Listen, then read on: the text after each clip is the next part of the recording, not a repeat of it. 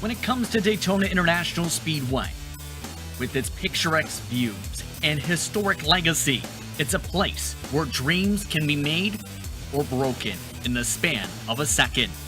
Every driver, the world and the virtual world, wants to win at the world's center of racing and prove they can conquer the strategy, the difficulty, and the finesse, as well as the potential chaos. Manage all that to take a checker flag. For some teams in the real world, doing well here can make or break a team's season as well. Tonight, see which drivers can showcase their pace, finesse, strategy, and luck. All part of tonight's FEG PC Superspeedway Friday night special event, live on the Global SimRacing Channel. Good evening, everyone, and welcome to Daytona. My name's Justin Prince. Alongside me the booth tonight is Reese Gardner, and behind the scenes is our director Joe Peak, using cameras provided by the great Dougie Beard. Tonight's action takes us to the spring break capital of the world, Daytona Beach, Florida, which just so happens to be also home to one of the most legacy-filled and legendary racetracks in all the globe. Let's learn more about this track with our GSRC track guide.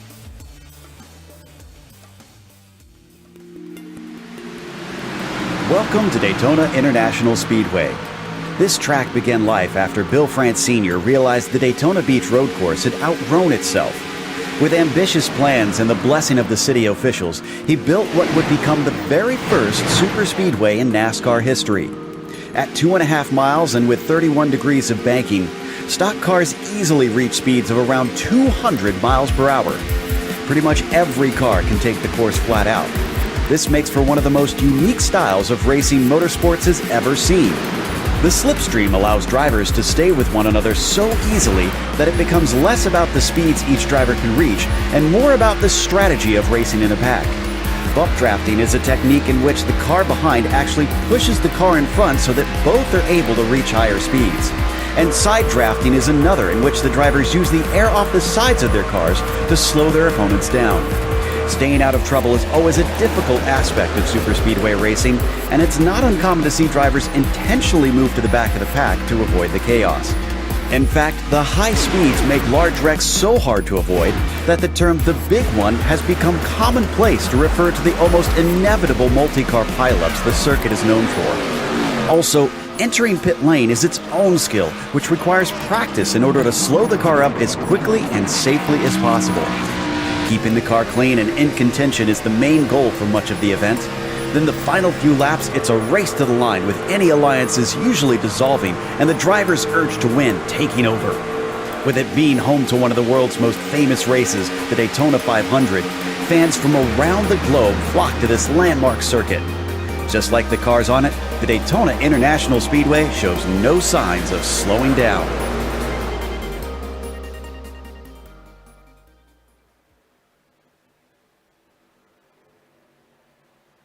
Look at our GSRC track guide, Daytona. Now, Reese, you're very much well known when it comes to your track guides as Southpaw Racer. And today, keep in mind, is one of those kinds of combinations that a lot of drivers like to race and have experience with. However, winning in said combination is a different story. What should we see from these drivers tonight in turn here at Daytona? Yeah, that's right, Justin. Hi, everyone. Yes, Daytona is a 2.5-mile superspeedway, so it's all about pack racing in the draft. The high banking will allow up to 3 wide racing, and the high line can have the advantage once the top rubber's up. Of course, you've got to have drivers running up there to start with, but as the track guide mentioned, the big one is an ever-present threat. You've got to keep your eyes on stalks and your head screwed on around here. And it's going to be interesting which drivers are able to keep their heads on tonight, because it's an intriguing one. Because first things first, take a look towards your FEG PC race details for tonight. It's 80 laps, the race distance here. It's a fixed setup event. No spare car. Check that, one spare car has been added for tonight. But in turn, there's also a fuel limit of 65%. In turn, the prize pool, $850. The winner comes away with $400, and when you have that much on the line with this type of racing, you never know what you get. Yeah, exactly right. That is quite the prize pool that these drivers are racing for tonight. And interesting to note that there is indeed a fuel tank restriction. Usually racing the NASCAR trucks, fuel is not an issue. It's the tires that you've got to watch out for. But with that fuel tank restriction, we're definitely going to be seeing some variance in pit stop strategy here. And let's have a breakdown of those prizes in particular. We mentioned the $400 top prize. The top 10 in turn will receive pay. With 40 entrants, was that expectation? Keep in mind. $150 for second, $75 for third, $50 for a top 5, $25 for a top 10. And then the field started to join in. Here's the thing, Reese. 54 trucks have made their way to Daytona. 54. That's crazy, isn't it? So many trucks here in the server right now, and a lot of them out on track at the moment, just sussing out the final details before qualifying gets underway. We've only got under 4 minutes left in this practice session. I think it'd be interesting if all 54 end up taken to the grid. This has certainly proven to be a popular race. And the interesting thing with the pit strategy part and factor of this too is, Reese, if all the drivers do indeed make it, technically at this racetrack you have a maximum pit stall total of 40. And as we've seen on road course racing side of things, sometimes you share a pit box if you have more than 40 cars. If that does become the case, that will be a big question mark of who's going to have to pit at the same time in the same box. Yeah, that's going to be something interesting to consider for the drivers. Trying to pit here at Daytona is hard enough as it is, slowing down from those incredibly high speeds, having to brake and turn at the same time to get into the pit lane. Then you've got to try and figure out where your pit guy is. Of course, the order of the pit boxes is determined by qualifying, and I'm not entirely clear on which drivers will double up with whom if all 54 do enter.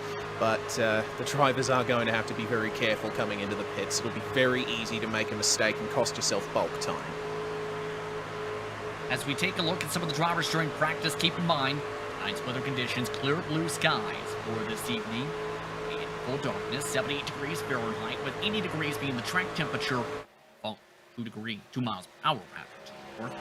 And it's also iRacing Day, May 15th, 2022.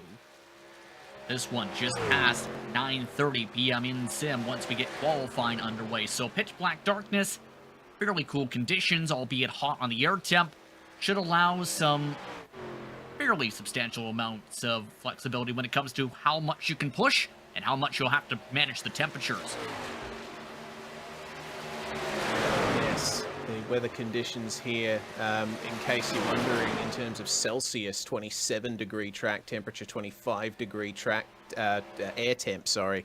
So the track is, it's not exactly warm, but it's not exactly cool either. I think it's right in the middle of that phase where it provides the most grip. But these tires on these trucks, they don't last very long in terms of pace. They usually reach their peak in terms of pace right at the front of the stint, and then about 10 or 15 laps in, that's where you're going to start to see pace drop off, and it is quite substantial.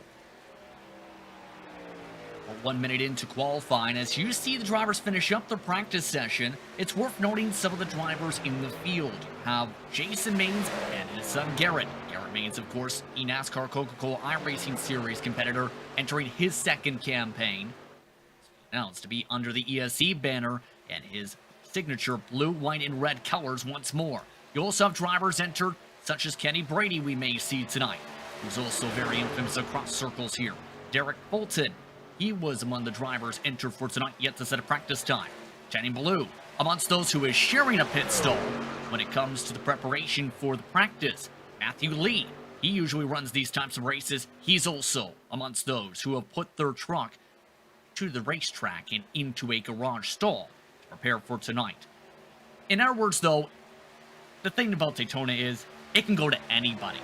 And I mean anybody, if you position yourself out right.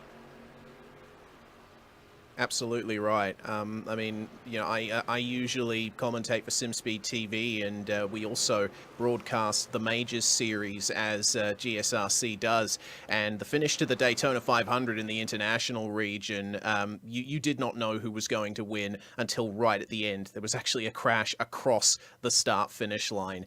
It is a complete gamble as to who is going to finish in P1. But we're in qualifying now, Justin. It's time to see who can get that pro lap time in. And to add to the chaos, it is open qualifying. Welcome to Daytona, everybody. Oh, by the way, make sure to check out the Majors Garage while you're at it with the mention of the Majors. Free baseline plus setups. Get help from any of the garage coaches 24/7.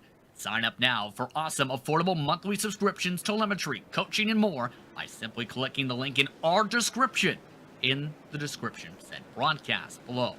Also, if you use the special discount code MajorsGSRC, you'll get 10% off. Well, this adds a bit of intriguingness and strategy to qualifying, doesn't it? Yeah, open qualifying at an oval. That basically never happens. It's usually solo qualifying. Yeah, at a Superspeedway no less. So basically, you need a drafting partner here. Otherwise, you can have no chance of qualifying up the front.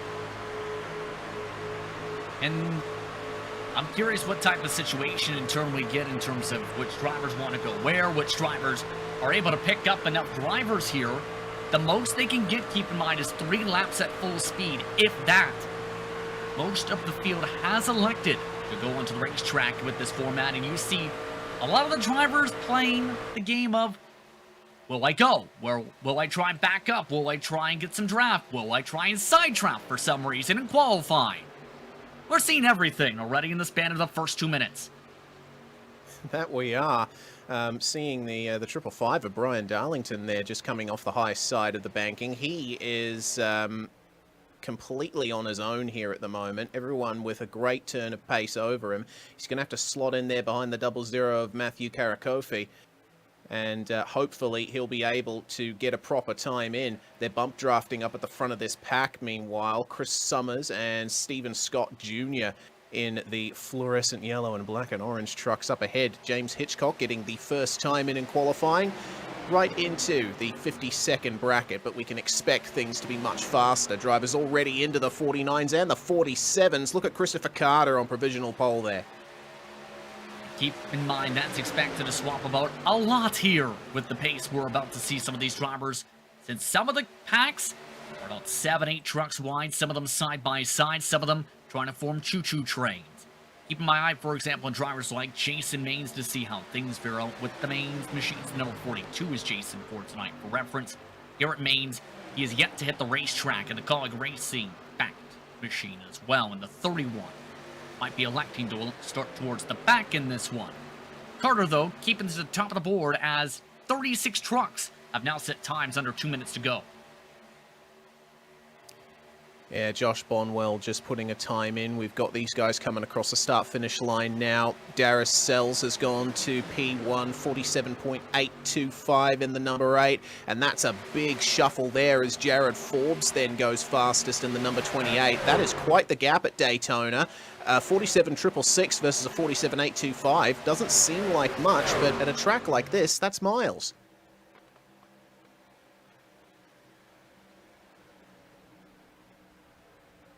Taking a look now at the current driver at the top of the board in Forbes, 47.666. Indeed, to that 0.2 of a second advantage.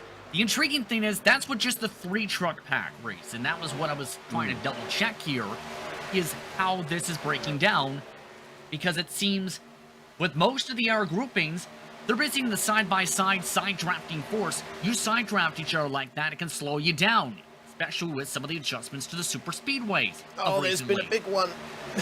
There has been a big one in qualifying. Elsewhere on the racetrack. 555. You see the smoke there, and some of the drivers having a dart because some of the drivers were stuck on the apron. The 555 was a part of the trigger. It was at the head of the grouping for that machinery as the 00 got bump drafted into the corner by John Houlihan in the number 5 machine. And here's another thing. Bump draft in the corners, disastrous tonight. Absolutely. You only want to bump draft on the straights, if at all. And these trucks do have nice flat bumpers, but it's very easy to get them unsettled as the next lot of drivers come across the line. Doesn't look like there's much in the way of improvements there, but with a minute to go in the session, these guys here will still have time to set a quick lap. But oh dear, nope. That was the last pack that could get a time in, by the way. Ooh. Several drivers playing a little bit of scheme work there, coming to the stripe here. An intriguing qualifying session. James Kaufman is still at the top of the board with one more major pack to go. Several drivers already backing out in this respective qualifying run. This grouping, though, led by Brian Terry amongst them, who is not able to bump up from 40th position. The last driver in general here will elect to also pull on down. So drivers will have a little tiny breather, Reese, at the start of tonight's run. Look at the difference at the top of the board you just seen there. That's about 1 to 2 1,000ths of a second. Yeah, that's a crazy gap there. 47.510 for James Kaufman. Brent Pryor running a 47.511. And the top four all within 0.02 of a second. So that tells you something about how closely fought this race is going to be. Drivers are finishing up qualifying right now as we get ready to see who can make it to the checkered flag and take home $400 for a victory. It's time to see your starting lineup with James Kaufman in control of the field to start off this run. Brett Pryor in second position, followed by Stephen Page in third. David McGuire starts in fourth with Donald Ray in fifth. Forbes starts in sixth with Chad Ross in seventh. Eric Bolton starts in eighth position with Eric Parks in ninth. And Doris Sells will round out the top 10. Starting out of 11th is going to be Christopher Carter, who held provisional pole early on. He's joined on the 6th row by John Mollahan.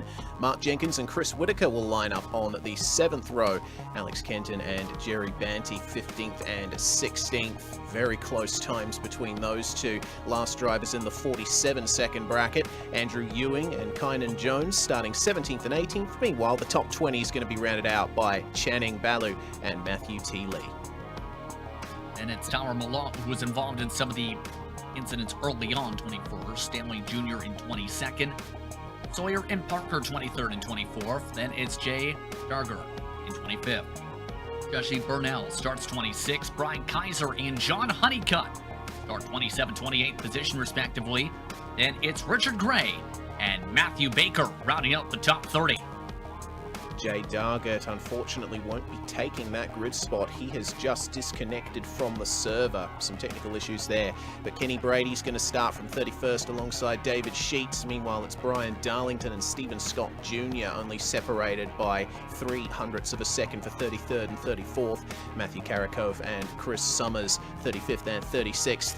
Then it's Jim Westerfield, who starts alongside Kenneth McCullough Jr., 38th place for him. Top 40 rounded out by Jason Maines and Brian Terry. James Hitchcock starts 31st with Rylan Gianto will start 42nd. Then it's Sean Powers and J.R. Miller, 43rd and 44th. Then it's Eli Warren 45th with Garrett Mays in 46th. Ollie Babb starts 47th. The last driver to take a time was Josh Bonwell in 48th. Fan favorite and a big contingency in that is Braxton DeWeese from 49th position. He'll start alongside Jeffrey Patif in 50th. And the final 6 trucks here. Dylan Bryant in the number 18 going to start alongside Don Milkovich. Meanwhile, Jordan Tarbell and Patrick McConnell share the 27th row. 56 trucks starting here at Daytona, rounded out by Kenneth Stamper and Tony Burt. This is going to be wild, Justin. 56 trucks at a Superspeedway race. What can go wrong? Your expectations for this one? I expect there to be a couple of big ones, honestly.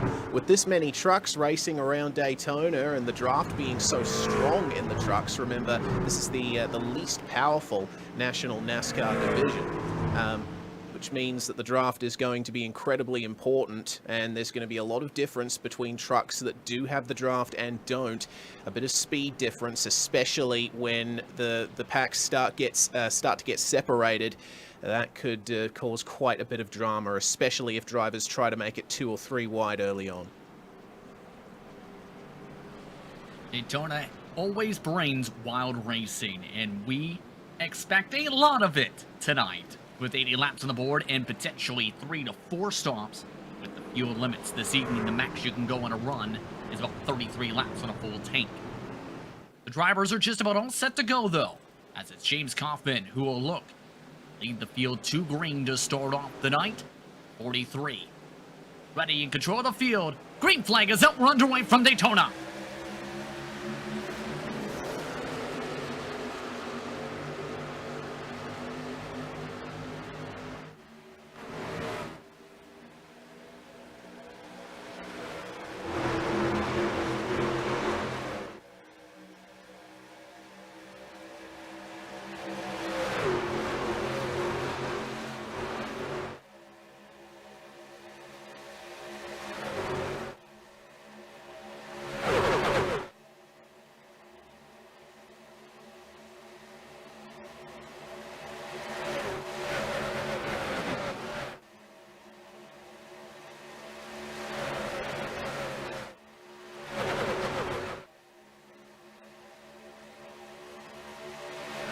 A strong start for James Kaufman in control of the bottom line, outside line controlled by Pryor, but it's Kaufman who leads the first lap. Of note, 2 drivers did not make it to the green flag, and Dargert with technical issues, and Patrick McConnell.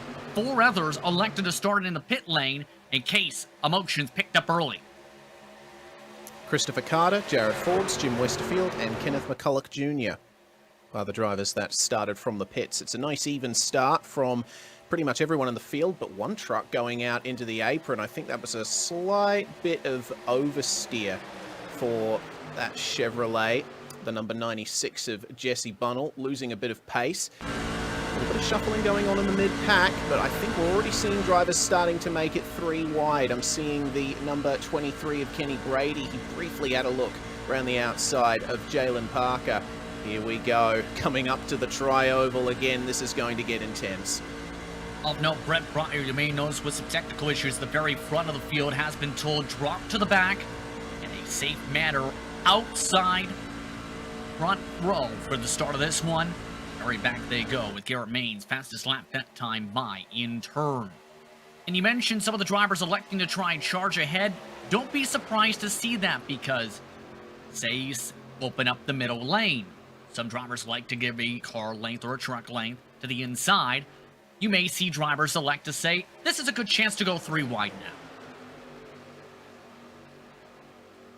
And if you decide to do that, then the onus is on you to try and keep it clean, because this is a nice wide track here at Daytona, but you try and fit 3 trucks across this racetrack, you're going to have a bad time coming through the turns if you make one slight little error in the steering. In reference, Kenny Brady in the 1 in sim, the 54 when it comes to the paint scheme on track, he's found some buddies to work with. Some of them, Jason Maines, Garrett Maines, Matthew Lee, Matthew Baker. Some very successful Superspeedway guys to work with, and talented drivers to also line up with. They want to make the 3rd line work. They've gone from the very back to the front in the span of 4 laps. Near contact with Jason Maines. Maines nearly getting hit into the wall. Take it easy, boys. Oh, slight contact between Brady there and John Mollahan in the number 5.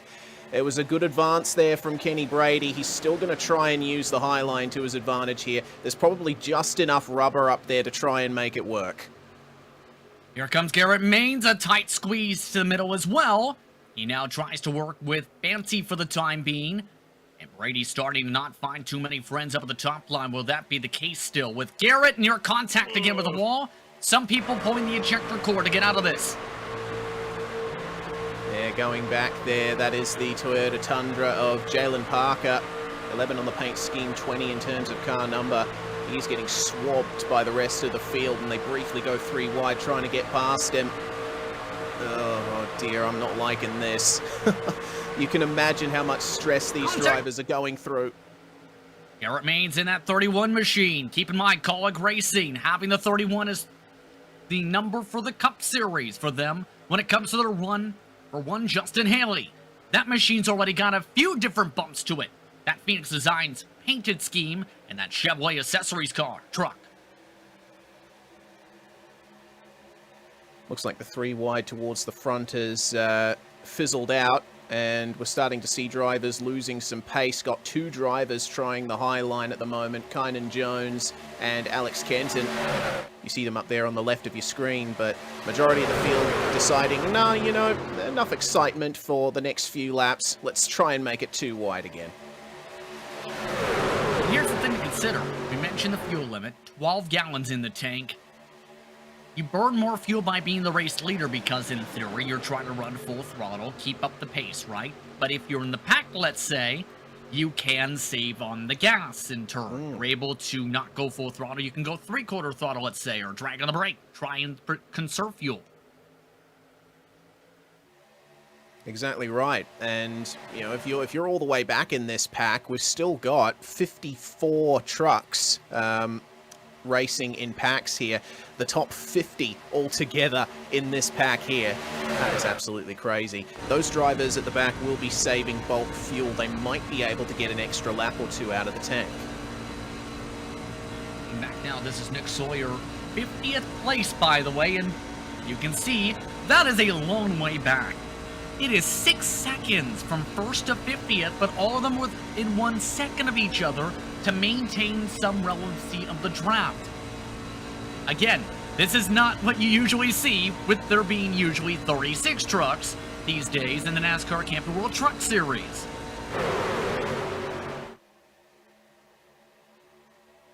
The joys of sim racing, that we are able to do this fantastic stuff. Look at that, 2 lines of trucks coming down the stretch towards the tri-oval. Well, the stretch towards turn 3, rather. Jim Westerfield getting fastest lap there. He is quite a ways back in the pack, as David Maguire is starting to round up James Kaufman around the outside here. It seems the high line is starting to come into its own. And both lines, fairly decent numbers, especially with the speeds being carried in the 49.6s still. Quickest laps in total, 49.4s. Early on in this one. 3 wide again at the back of the grouping, though. Some of these drivers really want to tango. How about Matthew Lee trying to work with Kenny Brady? And right now, they've got some additional help. Again, that same group is trying to work together. Look at Garrett Maines. He's advancing across the top here in the number 31. And he is dragging Jason along with him. The 2 mains trying to make a charge towards the front of the field here. Look at this. Drivers being told, be aware with the 3 wide. More contact. Garrett Maines again, an arrow rub to the door. Nearly up to the wall. The 5 is really squeezing hard into the entries. Bit of a bobble now, as Sells nearly spins it. David Maguire moves down to the low line. He has taken the race lead from James Kaufman. Now the top line is headed up by Derek Fulton. And that's one of the now recent acquisitions for Premier Racing setups on the hood now for that machine. See if the 7's able to find some friends. Remember, some of those trying the top line are in that grouping. Garrett Maines, though, slams the door shut, trying to get around and does around Chris Whitaker. Big bubble in front. Fulton to the race lead. Oh my goodness, and moves straight down to the bottom to protect from David Maguire. But it seems that the momentum the high line is carrying is working to the disadvantage of guys down on the bottom. The number 8 of Darius Sells, he has got John Molahan pushing him from behind, as well as Garrett Maines. So there's quite a bit of momentum here up on the top. We've seen the lead driver of the top line filter down, but have a look at Garrett Maines. He's going to try and make it 3 wide here through the middle. Take it easy, boys. Making it 3 wide in 2.5 lanes. Garrett Maines shuffles the 8 out of the way. Move Maines to the outside row. More trouble as one driver up to the wall. There it is, the big one. Into the heart of the tri-oval. Caution flag is out. They all crash for 10th on back. A second crash in the heart of the start and finish line portion of the track. It's the massive one at Daytona.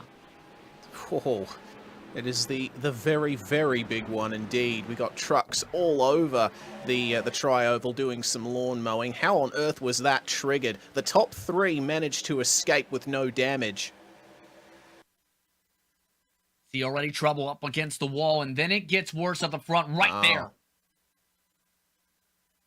Yeah, over on the left of the screen, just side-by-side contact, sending a truck up into the wall. And of course, once you make that side-by-side contact and you're just ahead of the driver beside you, there's only one place you're going, and that's sideways. Several drivers, it looked like, in the mid-pack, slamming on in at full speed, it seemed, picking some drivers up the back end of their tires. Here's a look at Junior. You see? Well, he's seen a truck slide up, and then he found some more trouble. When you're right in the midfield, when an incident like that happens, you got trucks all around you. There's no real way to sight what's going on in front of you. There we are, the number 43 making contact, and the 42 spread eagle across the track as well. That's what triggered all of this. We had a couple of trucks go airborne, the number 53 coming off the circuit completely in terms of the front end. Absolutely big. And you can see in all of this, the extra boot comes on in. These drivers trying to escape through all of this. Several drivers scatter through the pit lane and take the potential, and say, pit entry penalty to avoid all the carnage. Some drivers have had those waived, keep in mind, in turn, with that wreck avoidance. But pit stops have taken place just now, and just about everybody pit, but here's the thing. As mentioned, some drivers may struggle to find their boxes. A large portion of the field missed their stall. I wonder why. I wonder why indeed. It couldn't possibly be because we've got 56 trucks in here and the majority of those pit stalls have doubled up, thus making it harder to sight your entry into your box. I'm absolutely flummoxed. Funny how that happens. End of longest line penalties for Kaufman and Whitaker for cause of caution. Two different drivers picked up black flags as well during the pit stop sequence, including James Hitchcock and Jim Westerfield, but those drivers are getting those waived. Brian Kaiser also had a black flag on entry. Andrew Irvin also having that same situation. We'll keep an eye on all those will be waived. One driver nearly got one with an unsafe pit exit by the edge of the blue cone. All of this is, by the way, with Terry, per virtue of missing his stall, becoming the race leader over Matthew Lee, Derek Fulton, Jenny Ballou, Bow, and Hitchcock, the top five. Of note, the 04 and the 7 have worked together in the past. So that is something to think about if there is some camaraderie there as Lee takes the lead lap in the bottom line.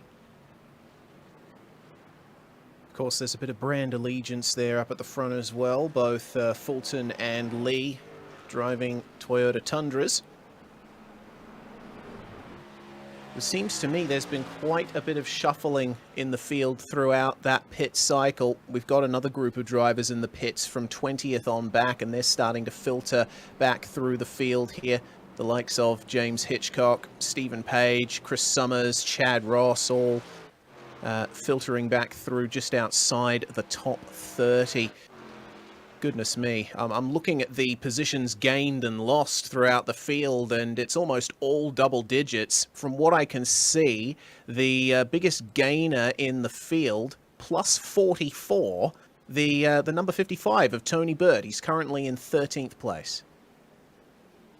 And that's an impressive charge through the field. Also was one of those who took just fuel only in the pit stop sequence. Most of the field did not take a set of tires.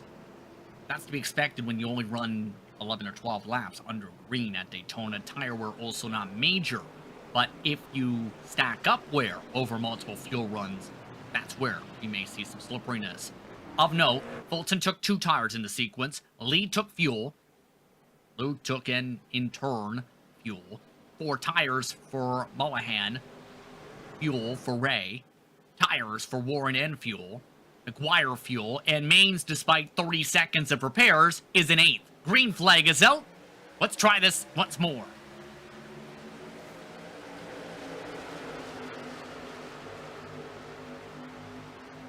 An interesting jump up to the top line for Mark Jenkins. We'll see if that gets looked at. Several other drivers struggled to even get up to the line.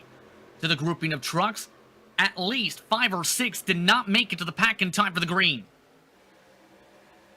Jay Dargett is trailing behind everyone else there in the number 57. He is far away from all of this. Stanley Jr. as well. But have a look at that.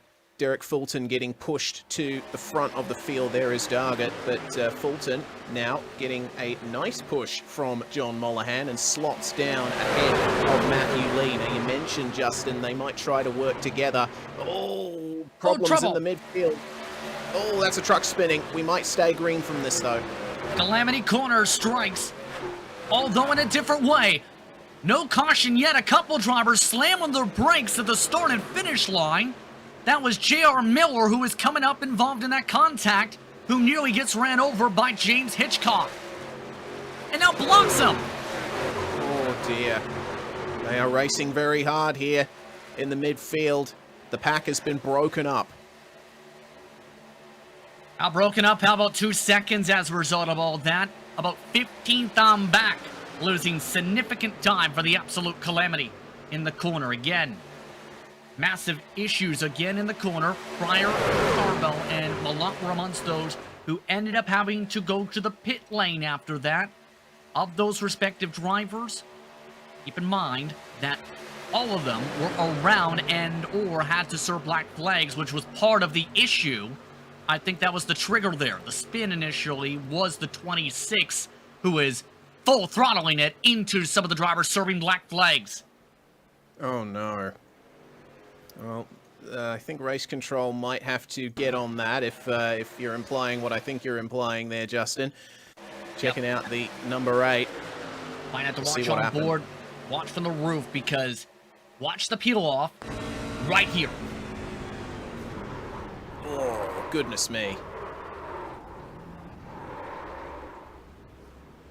At least 4 or 5 trucks in turn were pinballed down to the bottom. A couple others did get to the penalty box and hit the poles to be able to serve their black flag. We take a look at the biggest movers, meanwhile, and the biggest losses. How about Eli Warren now? The youngster is now up to the top 5. Plus 42 positions as he falls back in third. Chris Whitaker setting the fastest lap so far, 47.903. These guys are now coming up to some lap traffic. John Mollahan will be keeping an eye on Stanley Jr. there, who is trailing in 54th place. Junior's going to have to stay high here to let these guys by, but how much room is he going to be given? Just barely a truck width. They managed to do it cleanly.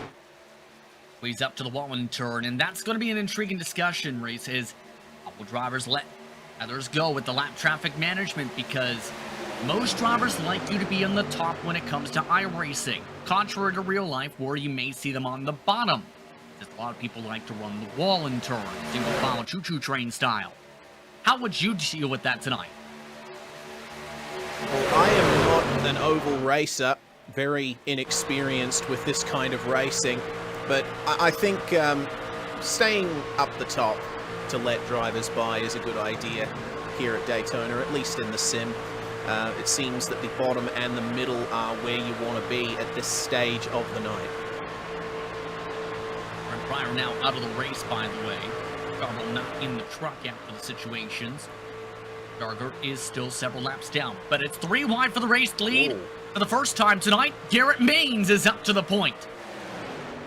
Charged through the middle and getting a good bump draft from Matthew T. Lee. Let's see if he moves down to the bottom now that he's up ahead of John Mollahan. Looks like he doesn't quite have the space to move down yet. When you enter the turns here at Daytona, Caution. The bottom line is where you want to be. Oh dear. 53, Chris Whitaker involved in this one for 20th position. Under caution as Hitchcock wants those We've already quickly made our way to the pit stalls. Let's take a look at what happened here. This is Whitaker. You'll see have some trouble here. The Hooters paint scheme. Came down on Don Milkovich, who bounced off him. And oh, that's a big hit to the wall there for Whitaker. Big damage to that truck. He'll be hoping that he's still got his spare truck handy, but he's escaped straight back to the pits, so he's going to have to tow. Well, Flag indeed will need the fast repair, and that's also important. Remember. But watch the trial, Vol. Watch the 54. Just comes up the track slightly. He does move back down, but not quite fast enough. Hard hit for the Hooters machine is enough to trigger the caution flag once more in this one.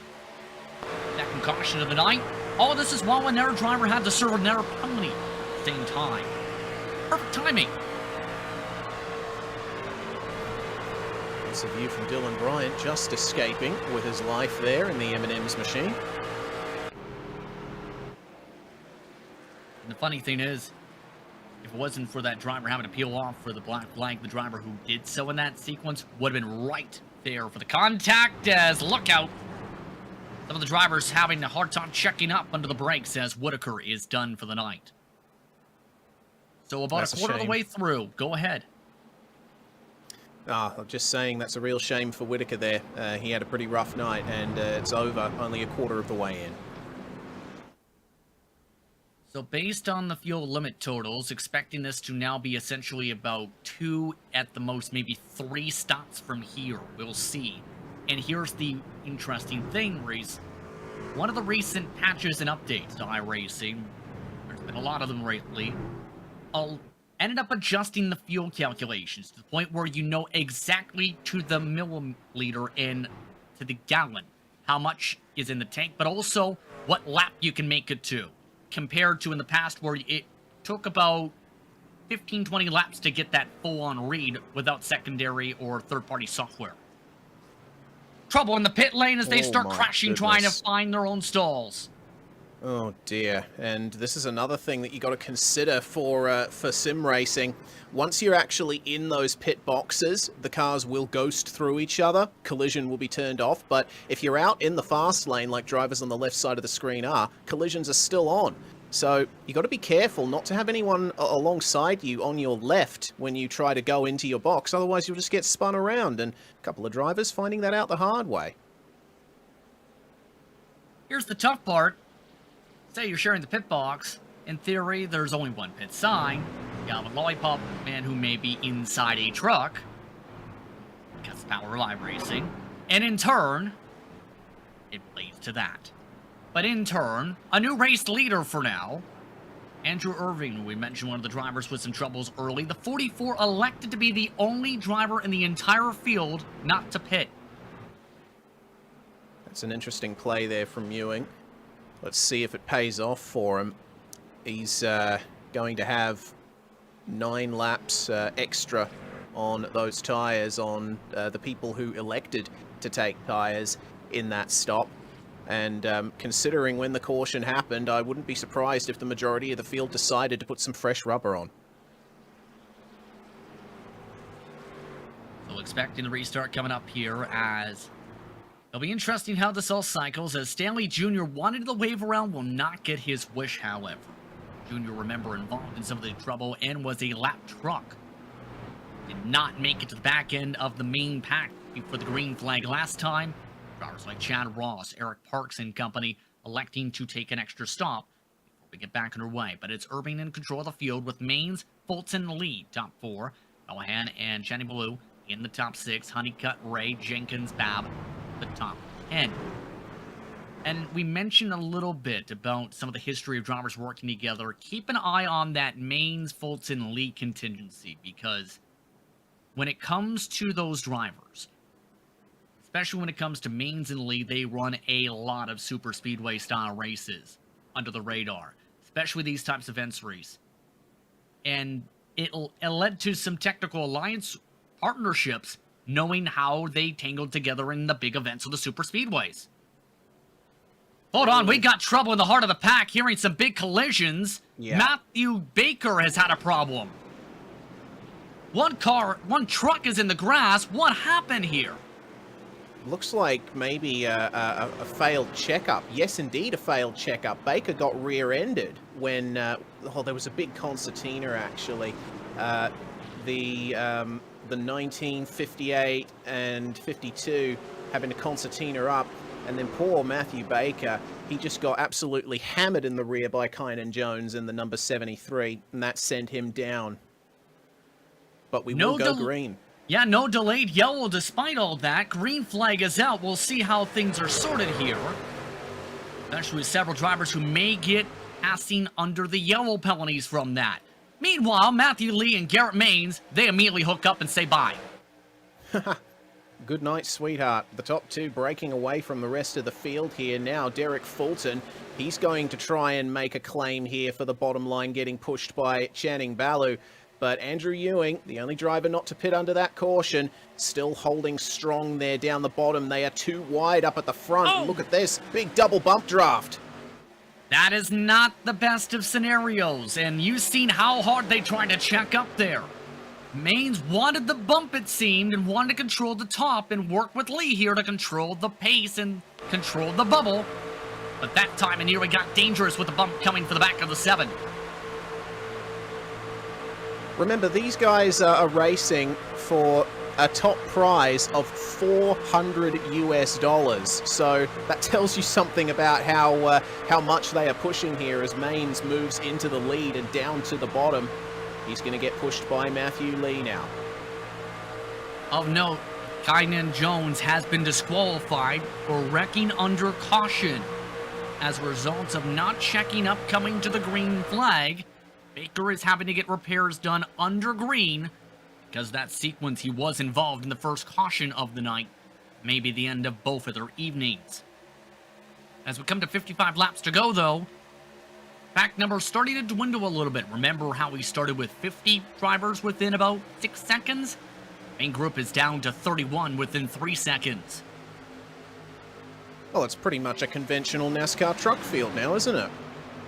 Just about. Oh, tiny bit of weaving there from Matthew Lee. It's always heart and mouth stuff, seeing drivers make those tiny little corrections through the turns here at Daytona, boxed in by trucks all around them. The high line is coming into its own now, using that extra momentum from the ramp off the banking onto the back stretch. Oh, but Garrett Maines on the entry into the corner, getting a much better run than Derek Fulton. Here's a look from the heart of the pack, too, with Donald Ray, and you see him lined up on the bottom side. With all the different strategies when it comes to tires, I'm very curious how the drivers feel by the end of some of these runs now, Reese, because here's the thing. There being 65% fuel limits for tonight, some drivers may elect to take 2 tires, much so if it goes green. Here's the thing we noticed a little bit before some of the cautions built up. Drivers were getting loose on entry into turn 1 in particular. Yeah, so we'll keep our eyes on the entry to turn 1 for sure. Coming into turn 4 now. Turn 3. Oh yeah, turn 3, sorry. Always get confused, being more of a road racing guy myself, but that's a much better run through the entry for Garrett Maines and switches up to the high line. That's interesting. That's just being the Pied Piper, as it's called, right? Brad Keselowski, for example, one of those who is known for being able to switch back and forth, back and forth. Meanwhile, get Kenny Brady. He's got a little bit of help now, trying to get the third line back going. He wants to be at the front. He wants to do it now, and he's found someone he may be able to trust in Braxton DeWeese. They are joined by Jalen Parker in the number 11. At least on the paint scheme at least, and making that charge up on the high line, just snatching little bits of draft from the drivers alongside them. But it's going to be difficult when they get up to the top 2 here. They won't be willing to just let them go here. Not just the 2 trucks grouped together, but tandem drafting can be powerful, and just like that, Braxton says, bye-bye, Kenny, I'll take your spot. Lap truck in the middle of the road. This is going to get ugly. Brady finds a hole, barely avoids trouble. Will anyone else find a hole? No. Alex Kenton slams on the brakes and loses 7 spots. Goodness me. Well, They're not done yet. Nearly crashing as Chris Somers nearly gets turned around. Finally, they stabilize it. Wow. Richard Gray, the 50th place truck in the middle of the road there. that was absolute clench moment right there. I'm amazed that the drivers managed to get away with that without the big one happening again. But it just goes to show how much of a pace difference there is between trucks in the draft and trucks lapping on their own. They still have to deal with J.R. Miller the next little bit or so. One other truck's on their own. Everybody else is in a pack, be it some of them in destroyed trucks. Last time by the stripe, by the way, Garrett Maines leading over Fulton. Kenny Brady was able to still hold on to 6th despite all the craziness there.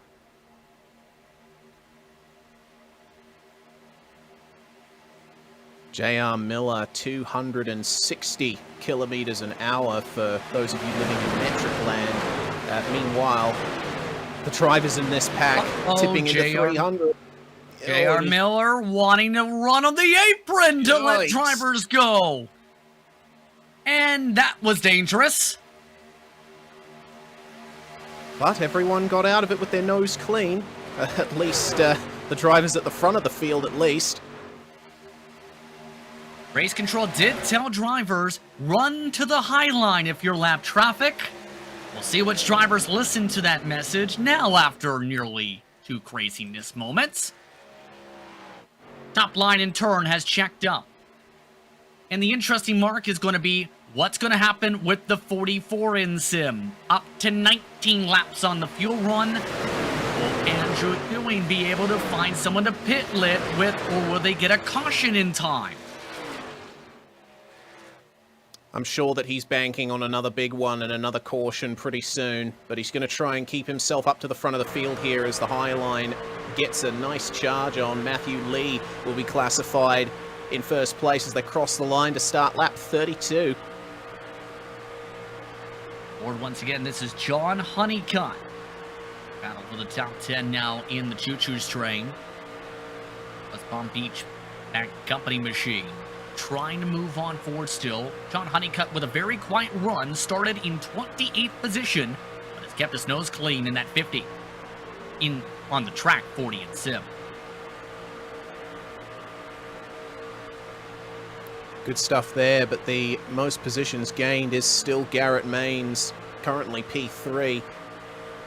43 positions gained. It's been an excellent run here from the 31, and it seems that he's doing everything right, keeping himself in play here up at the top of the field. Keep in mind, he's a little bit higher up into the corners, and drivers have indicated that nervousness there. You see not getting to the yellow line, not even close to it. About half a truck length up. You usually want to be as close as you can without clipping the apron. Able to try and take advantage of some runs. Speaking of runs, outside of him, 3 wide again. Jerry Banty is trying to work with 2 others.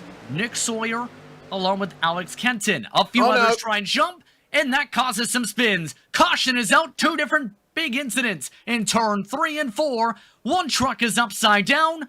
It's Andrew Ewing who flips up and over in the corner as well. So that pit strategy play under caution did not work out for him, unfortunately, getting involved in the big one. And it looks like it was started at towards the front of the field, at least. Contact between Kenny Brady and Channing Balu. Meanwhile, the number 4 of Jerry Banty getting spun around a little further back. 2 different incidents. Here's the thing with the second part of it. The front grouping in that respective crash, they were clear of it, and then it still collided moments later. The Weeson Company were in that part of it. And then on top of it, several different drivers nearly got collisions, and after all, you already have a truck with the message of, they won't brake for anybody, or nobody should say. That driver brake? No. I think using the truck in front is a bit of a break in a sense, but goodness me, that was a chaotic incident there, and a lot of drivers now will be carrying some pretty heavy damage from this incident. Watch the second part round of this. By the way, they were about to reach another lap truck to add even more craziness. Brady tried the middle there. I could see that happening in the seconds leading up to the incident. I thought that is not going to work, and it didn't. See, right there, the 5 is what sends you in upside down. Well, no surprise to see that most of the drivers are in the pit lane once again. That should make it about a 2-stopper from this point, give or take, if not tight on that mark. See some of the pits crews trying to dance around each other. First one off the lane, Garrett Maines, Matthew Lee also in control of the field. Josh Bonwell was able to get through cleanly to jump up to 3rd there. Sawyer and Fulton, top 5 off the race off the line. Of note, Fulton had a lengthier stop of 11.8 seconds after the incident. Most of the field has to think about that fast repair, remember. Because if you use them the first caution, you lose it the rest of the race, right? You kind of want to be able to have it in case, well, the race becomes what we've seen pattern-wise. Yeah, races with one fast repair, you got to be very careful about when you use it, especially at a race like this. So Garrett Maines, 10 laps of the 34 complete so far have gone his way. Lee has led 5 for Fulton, 7 for David McGuire, 2 for James Kaufman early, 2 for Andrew Ewing as a result of strategy calls. Been intriguing to see the back and forth, but that's just the nature of the beast, right? You see a lot of back and forth as drivers make these decisions, Reese. Yeah, and this race is only 80 laps long, less than half the length of a Daytona 500, but you still got to try and play the long game around here. You've got to think about the entire 80 laps. Where are you going to place yourself? There's a reason in real life it's called the Daytona 500, not the Daytona 5. You need to be able to make it all 500 miles, not just 2 laps. Want to go signal, by the way, this time by as these drivers regroup. A lot of drivers have significant repairs to be dealt with, though. DeWeese, more than 3 minutes in the lane, likely losing several laps here. Kenton, several laps lost. Parker, Dargert, Orrin, several more. Several minutes worth of repairs already this caution flag. Getting very close to that halfway mark in turn. I'm curious, though, with the 33 in Sim, 69 truck on the track. It's the Ghostbusters machine, that is the green and black truck. You see him there. He was one of those trying to get the top working. Curious to that. Again, it's the 33 in Sim, compared to his 69 in Sim counterpart, who is orange and black. Sawyer tried to get something to work. It started to work before the craziness ensued.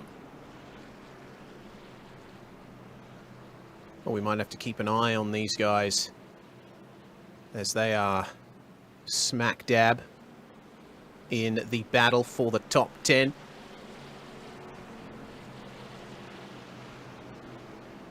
Question is, once they get going green, who is going to try and mount a charge to make it 3 wide and try the top once more? It's worked out in some ways, but it's not worked out for others. The fact that as the pace car pulls in, we're about to go green again, this top line is having a lot of issues trying to make it work. It takes some camaraderie from your fellow teamwork drivers and your fellow drivers around you, and you have to make your starts work as well to help a little bit. James Hitchcock missed a start. He is now on the apron from the missed shift. Dummy nearly spins it out a couple times on the apron now. Oh dear, he's stuck down there. Looks like everyone's been able to make their way past him, though he's going to filter through to the back of the pack.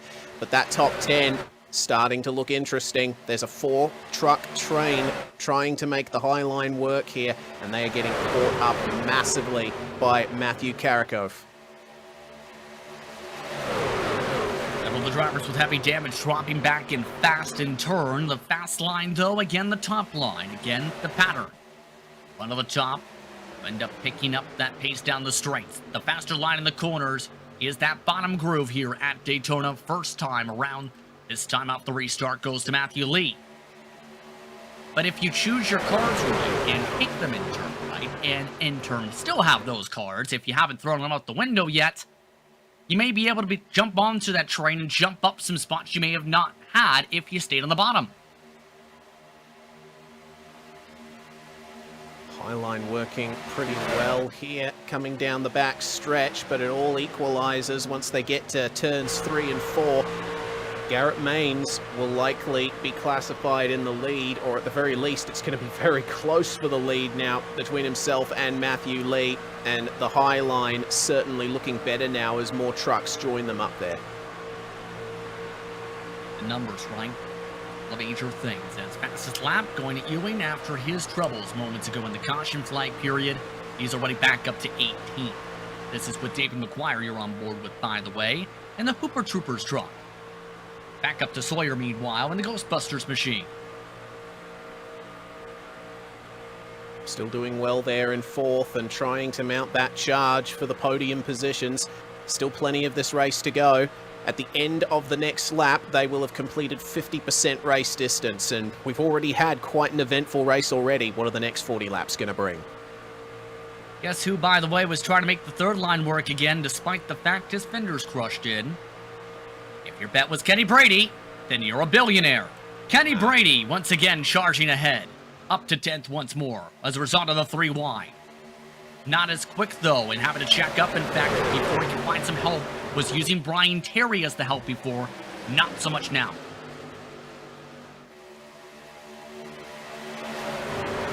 Oh, very close to contact between Bonwell and Lee. Bonwell. Oh, look at that from wide. Brady, though. Oh, yeah. Brady just faked out the 0-0 to take his spot.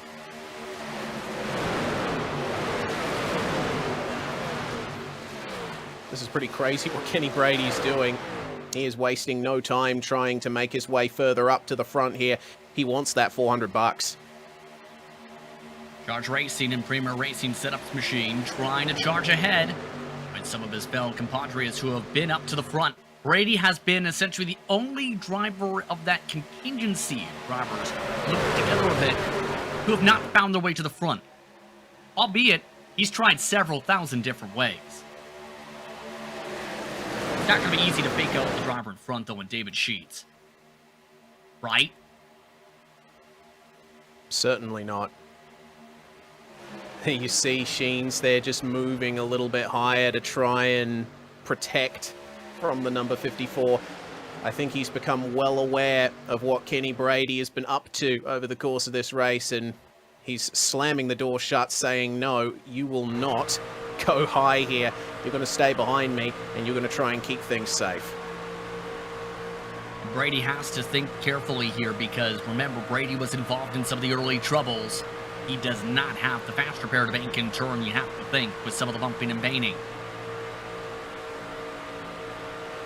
Already past halfway in turn, Garrett Maines back and forth with his compadre in Lee up in the very front of the field. Top line still rolling. In fact, the top line starting to get really bunched up in numbers. A lot more on the top than the bottom, it seems now. Well, for the front half of the field. Yeah, we're seeing a few drivers make the swap. Seeing the bright red number 3904 on broadcast. Jerry Banty, he was the driver that had issues on the apron at the start. He's managed to get himself back into the running. There's a bit of a check up in the midfield, though. Oh, it looks like everyone's escaped. It was Brian Kaiser who had a bit of a scary moment after one driver nearly hit the wall going through the short chute to turn 1. For 27, though, with just a little bump from behind as a result of all that, still able to gather it back up. Our bobble for reference was the number 13, and Brian Terry, who we mentioned was the helper for Brady to be able to charge up to the pack a little while ago. Funnily enough, the brakes were used, keep in mind, by the 27 this time. That is the truck with the I don't believe in brakes kind of theory truck. That also is themed to the movie.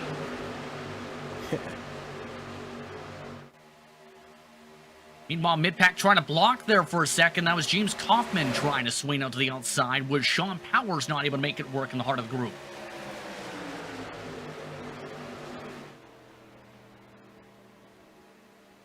It's now feeling like the calm of the storm moment, though, I will say, Reese.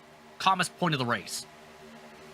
Yeah, this is the point of the race where the majority of the drivers are just playing the waiting game. But we are going a bit three wide in the midfield, in the vicinity of James Kaufman. Jason Maines trying to make his way back up through the field after getting crashed out a couple of cautions ago. Seems that they've sorted themselves out there, and Maines will stay up on the high line, racing with Tony Burt. He goes very low in the tri-oval, nearly squeezing Sean Powers off the track.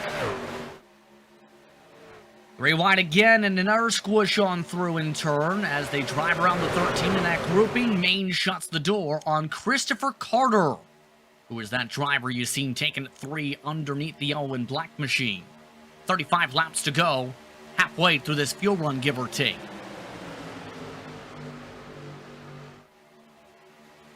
And another lap truck in the form of Alex Kenton. That was Everyone a little gets fine without sketchy. incident. It was a little sketchy, wasn't it? Kenton actually bumped the wall there, Reese, several times. And that's the tough thing at Daytona. It's not like Talladega with the wider space. So let drivers go. If you're on the top, it's a tight squeeze to fit. As more pit stops start, these seem to be, for these drivers, scheduled. They don't think it looks like they can make it on the one stop based on the numbers, maybe. Kenneth McCulloch Jr., Jim Westerfield, and I forget which was the second truck. Yes. Jared Forbes, along with Westerfield, Jared yes. Forbes. So going for green flag pit stops there. Jason Maines, meanwhile. Whoa, a big block in the heart of the pack. That was the number 55. Tony Burt taking a hard left in the heart of the pack to shut the door on the bottom. Intensity is starting to ramp up here. Once we get to about 20 laps from the end, that's when these drivers are going to have to pit. Technical issues up in front for the 56, Josh Bonwell. That's going to make things intriguing as well for the lead grouping.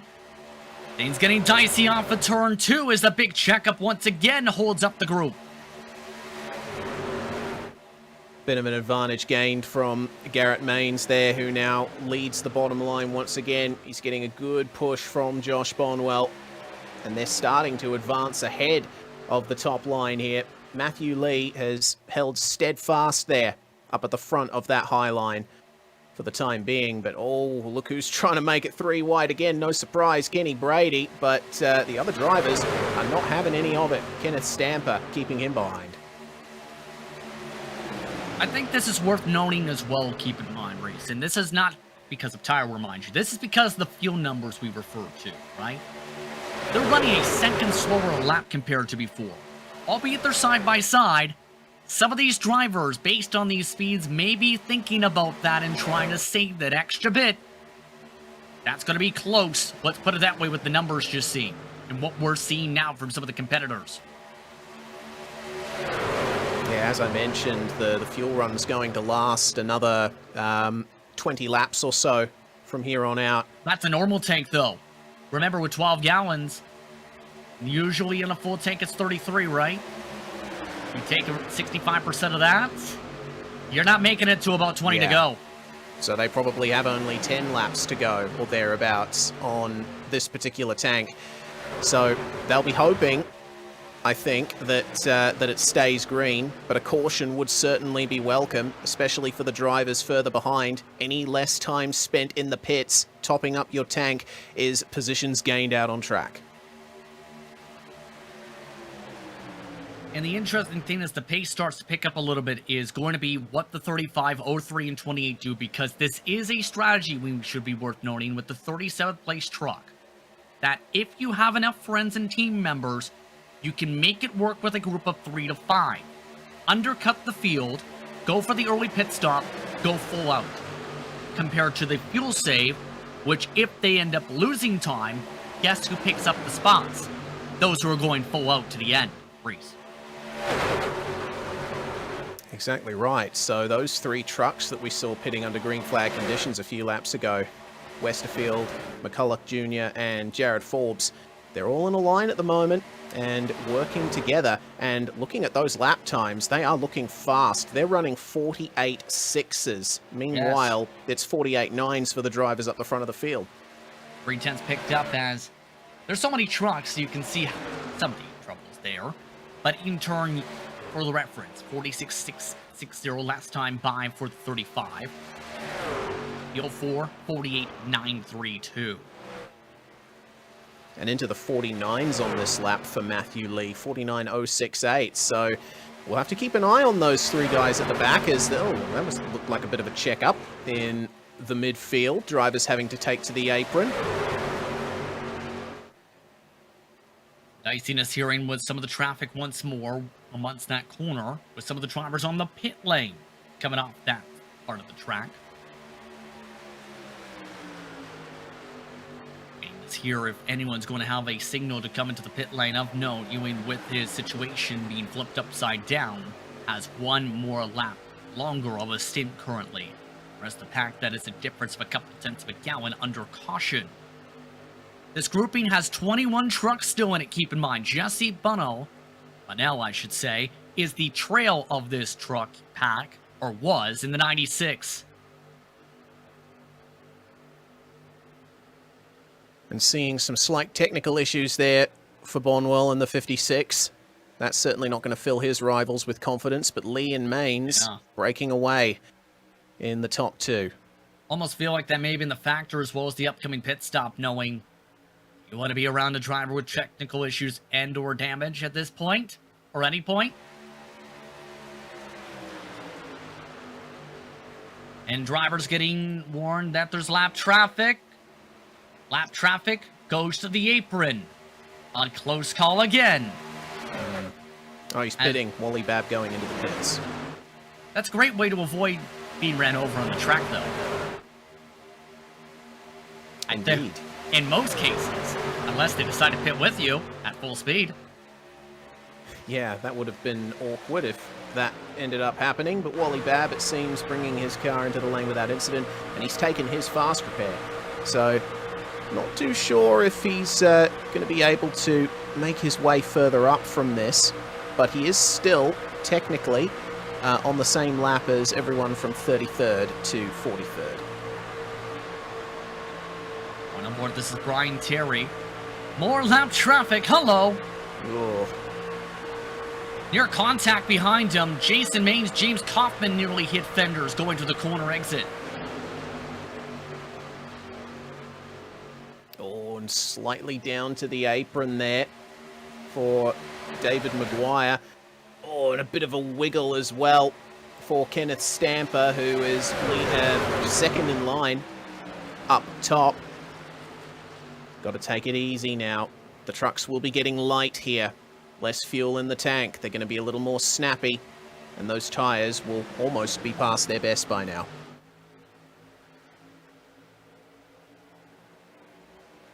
Now for the far side, how these drivers are faring up with some of the bobbling still. Now coming up to lap 20 of the respective run. Whoa. Huge cut to the bottom side to be able to try and find a hole before the pit stop sequence. I was curious, that is apparently a business that's on the front end of Brian Terry's truck called Red Rocket Building and Barbecue. That features, I believe, 2 different people's faces and a dog who is in a red rocket. Whoa! And now these drivers look to go towards the rocket space. Caution. Caution is out. Lap traffic management strikes again. Oh, man. And it looked to me like Alex Kenton was rubbing the wall up top. Unfortunately, he got quite unstable coming out of the wall and ended up going down into the pack. Big shame there. Ended up collecting Christopher Carter. Take a look. Wow. Separate incident there happening up the top, but of course it would have been in reaction to everything that was happening up ahead. Andrew Ewing left the race after that. You could tell with the throttle how he felt there. Wow. Oh, that was so close for the drivers in the top 10. I understand trying to get to the bottom, but there were trucks still there. Well, at that point for Kenton, the truck would have been unstable. It would have been sliding. Oh, God. Bolton a hard hit with contact. And huge damage in turn to think about. Channing Ballou also out of the race with that. Page also exiting out. 25 laps to go, and like field mileage races, we may have one now. Depending on how these drivers can stretch it, is caution flag. And as these drivers get ready for the pit stop sequences, we'd like to take the time to remind you that there is a second special event coming up, a late night edition of FEG PC Friday night action of sim racing, because they are running some next-gen cars right after this, which is also awarding top 5 payments. That starts approximately 11 p.m. Eastern Time. That guy with the afro says one thing: you can have a chance to win that race in those cars. Pit stops underway. Few drivers having struggles to get into their pit boxes once again, as the gold mining machine tries to dig into his pit stall there and finds a buddy. The old double truck in the box. Seeing the number 43 coming to a stop nicely as well, taking right side tyres. Unfortunately, more than a few drivers still overshooting their pit boxes, even this far into the race. It's so hard to pick the point to start slowing down when you've got such a crowded pit lane. But it seems to me that Matthew Lee has won the race out of pit road. Garrett Maines maintaining second, Sawyer, Bonwell and Fulton your top 5. Bonwell will have to see if the 56's connection side of things and technical side of things holds on here, because we referred to it a little bit. If you have technical issues on a super speedway, in the heart of the pack in particular, bad things can happen. I will say this, Bonwell does have a sea of supporters cheering him on tonight, a longtime sim racer on the service. Always good to see drivers getting an awful lot of support on the socials, in the stream chat, etc. Shout out to any of you if you've tuned in to GSRC tonight. It's been a pretty active night so far for these drivers, and certainly you'll be hoping that your guy survives the rest of this race. We only have 24 laps to go, and pretty much any of the drivers on screen could be in contention for victory here. Or know at least a few of the drivers up towards the front have one goal in mind: win $400. Come away with a checkered flag. 23 to go. Fun about to begin even more so. More pit stops, and it looks like that tightness we mentioned on fuel is a mindset to think about for Darlington Parks. Mikowicz, Scott Jr., Forbes, several others are topping off before coming to green here. Yeah, Stephen Scott tops up the tank, exits his box without incident. Is there anyone who's going to overshoot here? So difficult to slow down these trucks. There's something that isn't often talked about on the broadcasts I've done anyway. At these super speedways, obviously running the brakes like you do, there's no braking involved unless you have to check up for a wreck in front. But the brakes run with a lot of blanking in order to keep that straight line speed up, and the brakes stay ice cold throughout all of that. So when it comes time to slow down for the lane and for your box, you're not entirely certain where you're going to come to a stop. Takes a lot of practice. The best for a reason. Spend days upon days upon days just on entry to the pit lane on older tires to know how to react at the top levels. It's something we say on SimSpeed all the time. One of the biggest things to practice if you're racing in a league is to practice your pit entry, because that's where you can gain and lose the most time. But looks like we're going to be going green again here, Justin. Pace car in. Green flag is out, 22 laps to go, tight on the gas, and which drivers will be able to make it towards the front by the end? We'll see. Green flag off and away. A good launch for Lee once more.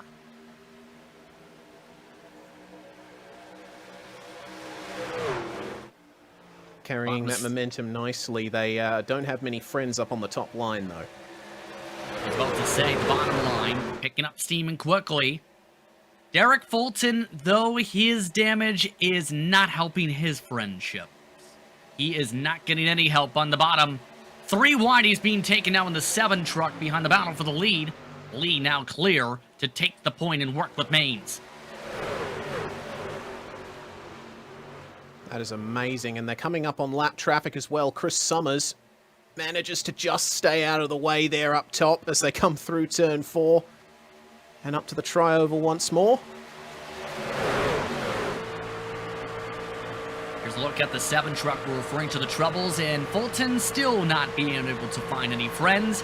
He is still being taken 2 and 3 wide. He is dropped from the front to the back, crash. and trucks in the front have wrecked. Some of the leaders involved. The back half of the field floors it into it. We're under caution. Kenneth Stamper, amongst those who got the worst of it, trying to charge from 14th. But in turn, a truck that was at the end of the top 10, I believe may have popped the motor possibly, the 46. Yeah, David McGuire. This is what started things off. If you check out the number 46 there, the orange truck, bit of rear end contact from Jesse Bunnell coming into turn 1, and clipped the apron, and goodness me, got embedded in the wall. iRacing Gods helped 2 drivers. They didn't help 1, though. And in turn, you have a driver committed on the outside, trying to follow along with the momentum there, and then all of a sudden, bye-bye. And when an incident like that happens in front of you, there is no time to react. And there wasn't anywhere for him to go either. You know, you got so many trucks around you. One of them goes for a slide and wedges it into the wall in front of you. You have absolutely no time to react. In turn, the caution flag means, along with McGuire, end of longest line penalties as a result of the collision there. The 56 of Bonwell has jumped up to 2nd from that. He, with the scoring loops, is in front of Maines. This also helps the fuel mileage situation for all the drivers now to make it to the end. Too right. They'll probably be hoping for a couple more cautions towards the end just to be safe, but we do have drivers running the apron here, Lee and Maines. He might take a second back here, yeah. I'm surprised that took about 3 corners there. They really want to be careful on this field, we'll say. Nick Sawyer thinks he might not be able to make it, maybe. He's coming in. And he's joined by a bunch of drivers in the midfield. Darice Sells, Jay Dargett. In fact, pretty much everyone from the back third of the field, it seems, coming into the lane. This is around that green light to make it to the end. Remember, a few drivers did hit around this point, or stay out rather this point early, and nearly made it work before they got turned into the wall and launched into space. First one off the pit lane, Jason Maines, Derek Fulton, along with Jerry Banty, the top 3 off the lane. Of note, the 7 did take the fast repair after falling back 20 spots before the crash. Yeah, that little bit of aero damage that I presume Fulton was carrying was not doing him any favors. You know, you get a little bit of damage to your bodywork here at Daytona, the speeds being as high as they are, and if you can't find someone to draft with, as Fulton was having issues doing, unfortunately, you're just going to slide back through the field. So that was the best option for him there. I'm curious on this, because Daytona week's coming up, mind you, with the sim, and it's going to be interesting how things break down for Monday in terms of that upcoming patch, but we see you on the track first of all, and second, what will you run that week? It's an interesting question. One that I am unable to answer. Have you thought about it yet? Are you thinking about it now? I'm sure that the drivers in this field will be thinking about making it to the end and going for that $400 in prize money for that first position at the end of this race, it still looks like it's going to be between Matthew Lee and Garrett Maines, and they'll certainly be thinking, am I going to be able to make it on fuel to the end of this?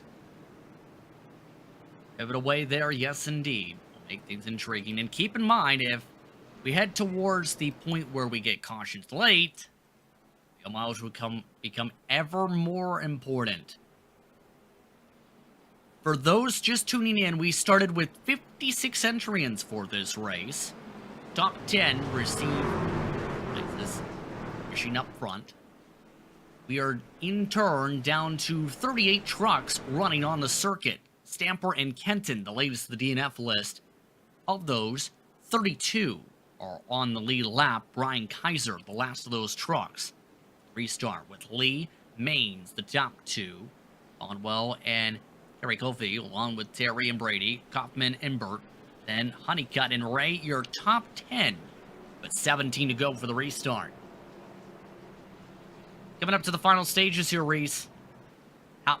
Your thoughts on what we're about to see here for these next few miles? I think what we'll see is the same hard racing that we've seen all night. These drivers not giving an inch, and they'll be hoping that lap traffic is not going to be an issue, and it doesn't look like it will be. They will be racing hard to the end. But will we see the number 54 of Kenny Brady go for 3 wide once again? We'll find out soon enough. Outside row. Third driver in that spot. Green flag is out, back off and away. And Maines once again in sync with Maines, allowing Lee to start up on the top line. Will there be enough help for Lee, though, to be able to use this right? Maines does have front bumper damage. Maybe the factor in trying to have Maines as the pusher here. Here's Dylan Bryant, now up to 10th off the start. Look at the ground he makes up in the draft there. Still down on the bottom. And Kenny Brady, I can see he's hinting there at trying to make it 3 wide. You see him on the right-hand side of your screen there with the red spoiler. Not going to be able to do much in the turns. These two lines giving each other a good amount of space. It takes some time to be able to find that respective help. Keep in mind, most of his technical alliance mates having some troubles and or towards the back, such as Derek Fulton. That time by Lee gets the lead lap. The bobble you see there on that top line for the 55. Jason Maines also joining. Also filling up the hole is Donald Ray and company as they still sort themselves out. 15 to go this time by for the trucks.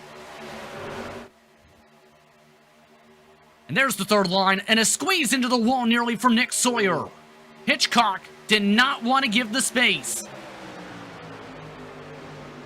That 3 wide still continuing, though. Hitchcock yielding to Nick Sawyer for the time being. Sawyer's got some company in the form of Derek Fulton, who we saw taking those repairs under the last caution, and it looks like the charge is starting to happen. I wonder if Kenny Brady's keeping track of that.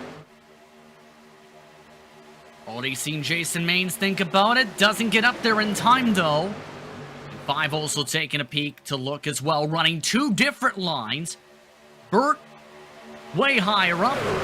Not giving too much space. He cuts hard down to the left to try and breaks for some space for the 3 wide. Brady can't get there in time, though, to get this to work. Look at that. Amazing pace there from the 2 trucks on the high line. They've got some friends now, got drivers joining them. Jared Forbes being one of them, and Tyler Mollett also trying to make it 3 wide a bit further back in the field. These guys are making their way towards the front now. It's going to be 3 wide for the lead. Nearly doing so indeed with Sawyer leading the charge. Now boxed in, he tries to weeble wobble to the bottom. Maines tries to back it down a little bit. Here comes a 3rd truck to help in Jared Forbes.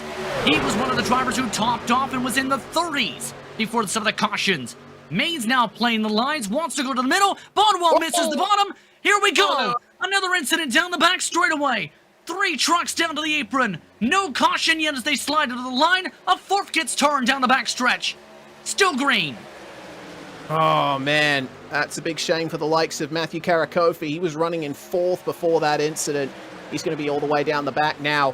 But have a look at this for the lead then. It is down to a single line for the top 4 positions, and it seems that Derek Fulton has lost his assistance up the top. Forbes is going to get by him here, and the caution is out. One of the drivers who got spun, and Brian Darlington coming back on the racetrack, is the trigger. There was a secondary incident involving Darlington trying to avoid all the trouble as some of the others came back on the track. But let's take a look at how this was the trigger point of all it. This will be the trigger for the caution flag itself, because everyone who was involved in the trouble we just seen came up and one of them clipped the 555, who then in turn spun it out to bring the caution out. Looks like it was contact between Josh Bonwell and Kenny Brady. Brady had filtered down to the bottom, just rubbed the bumper of the number 56, who got sent up into the top 2, and it was just ping pong from then on out. There's the rejoin, but let's take a look at these. That caused 56 with the trouble. Watch right there. Off the bumper, actually, of Brady.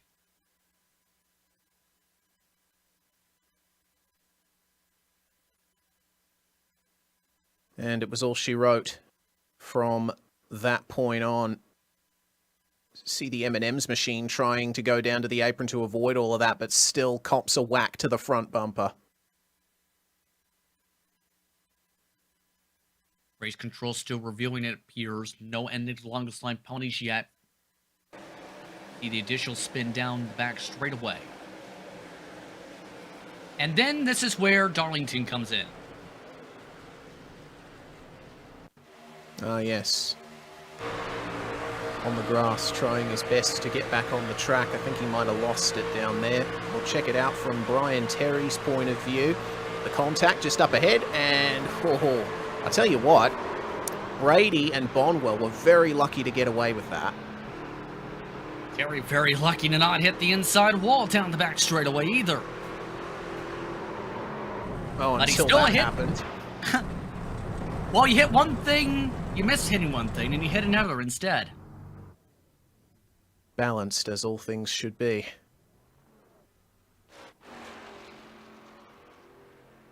Radke, Fab, Burt, several others electing to come out off the track for pit stops. Damage repair.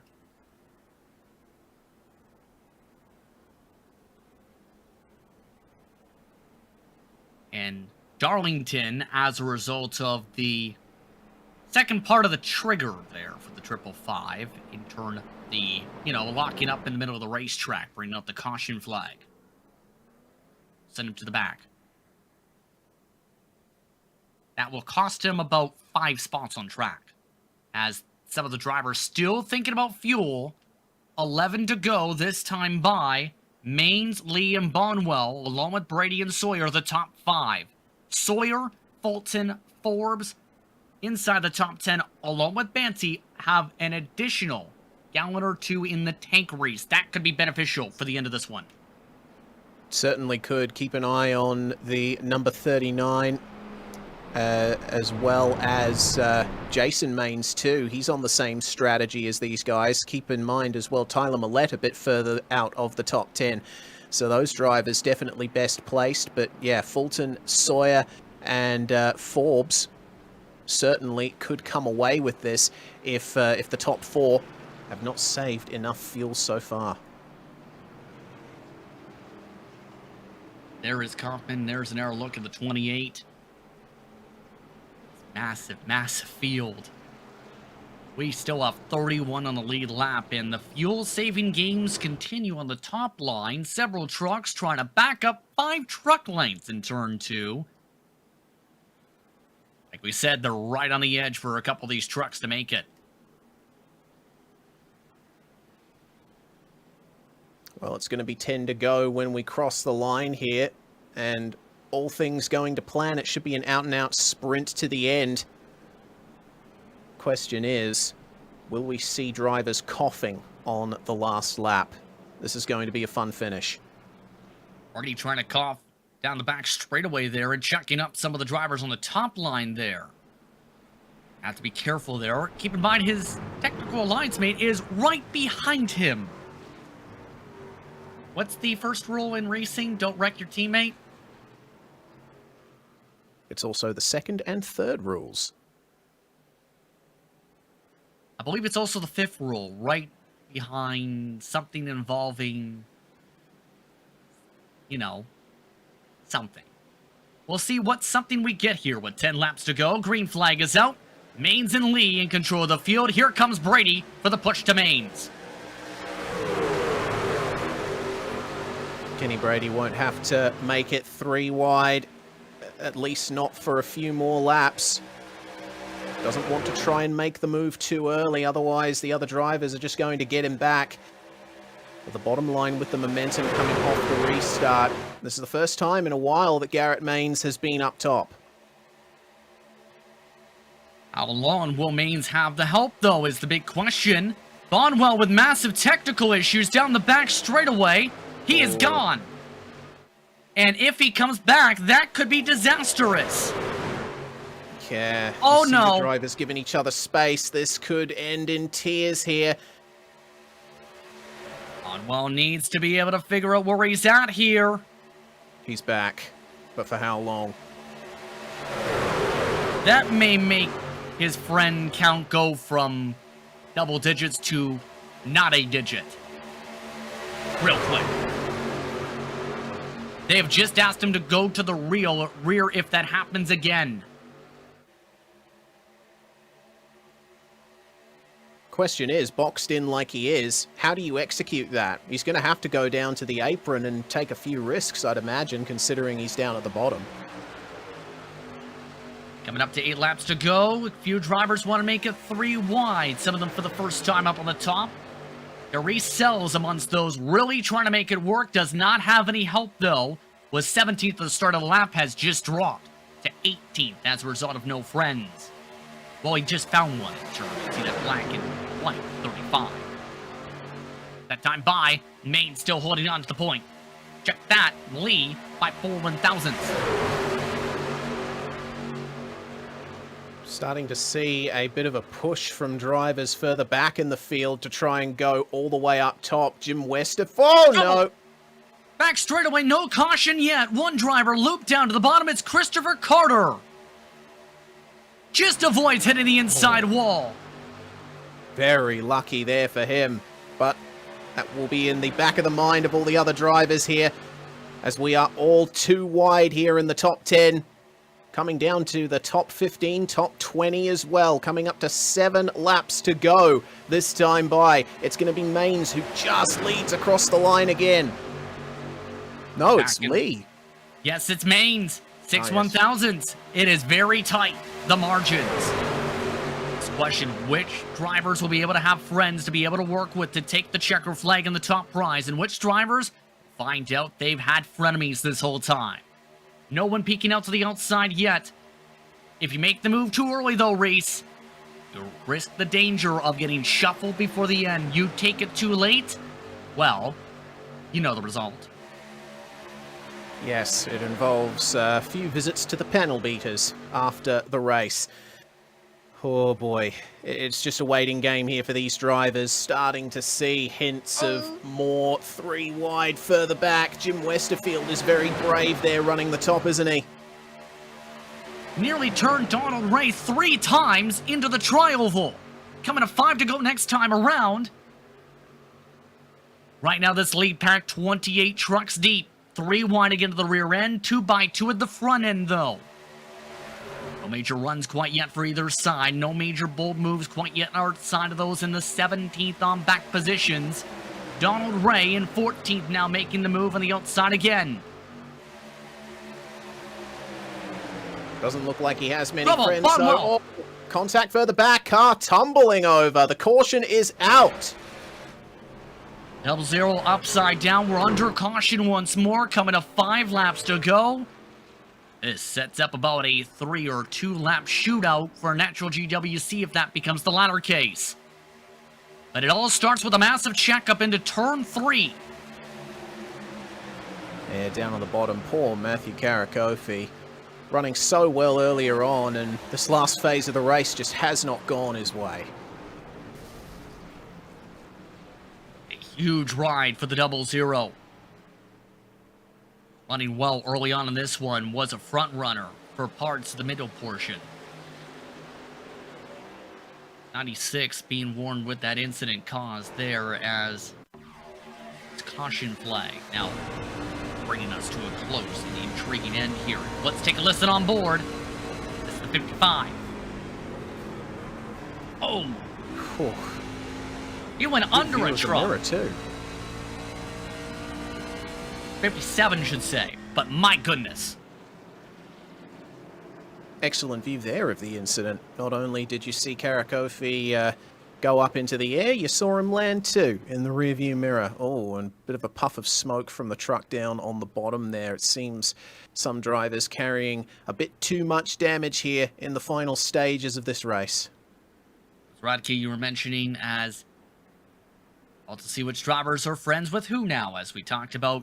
In the span of 2 laps, a lot can happen, first of all. But second, timing things out right and finding that exact person to give you that shove will be so critical, Reese, at this point of the race, especially if we take the white. Absolutely. You have to find someone to work with. You have to trust them for however long it takes to get yourselves up to the front. Try and negotiate everyone else around you. It's always so interesting, this kind of super speedway style racing with the buddy system that drivers end up adopting.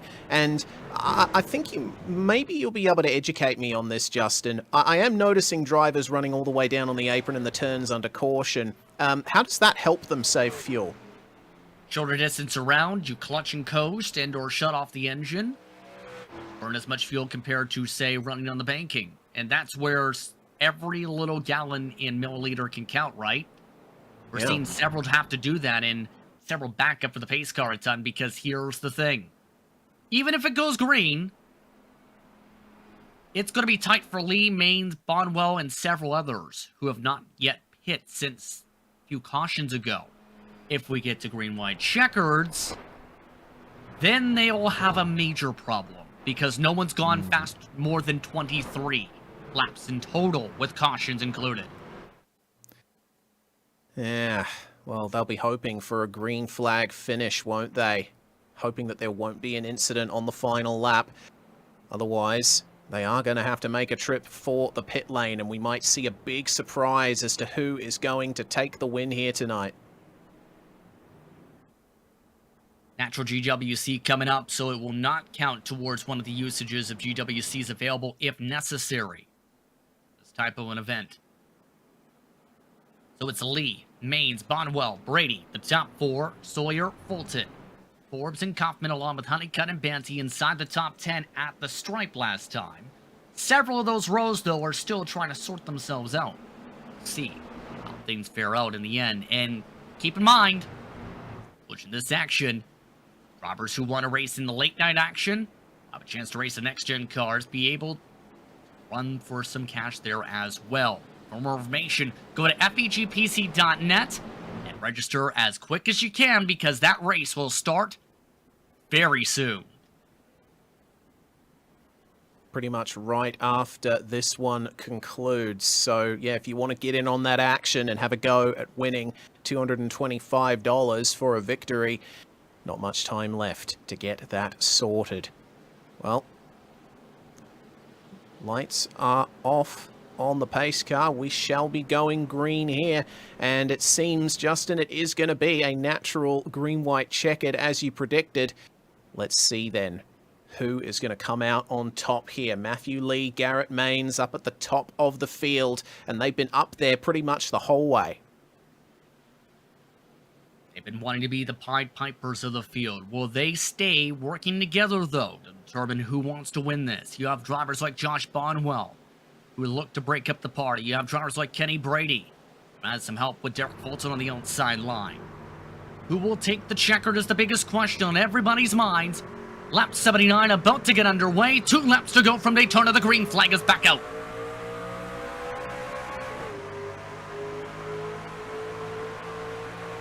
Even start going through the tri-oval this time. Maines getting a push from Brady. Bonwell giving a little more space to the back bumper of Lee into turn 1 and 2 this time by. Ever so slight weaving from James Kaufman in the bright yellow number 43. He gets back in line, though. Fulton wants to go. Oh, Fulton wants to block. Fulton's going 3 wide. He blocks the outside groove with Jerry Bancy making the move. Jason Main's up top as well. A big check as Fulton gets squeezed. James Kaufman gets turned. And green-white checker time in turn as a big massive incident in turn 3. that was huge. Oh, yeah, I saw that weaving from James Kaufman earlier. It actually looks like he got a tag in the rear from Eric Parks. You'll see it here. Right there. You're about seeing. With the loose moment, the 43 gets loose, and there's the hit. It's a shame for the drivers up top. There was nothing they could do to avoid that. Nothing anyone could do to avoid this mess. Not a lot of time to react, yeah. Take a look. This 13 was one of the final drivers of the main group, Brian Terry, 24, who had that hits to the inside wall and hit the outside groove coming back on the racetrack a few cautions ago. Oh, it looks like there was a secondary incident back in the field there. Yeah, driver slammed the wall, and whoa, where are the brakes? Oh, goodness me. He missed the first wave, only to floor it into the second wave.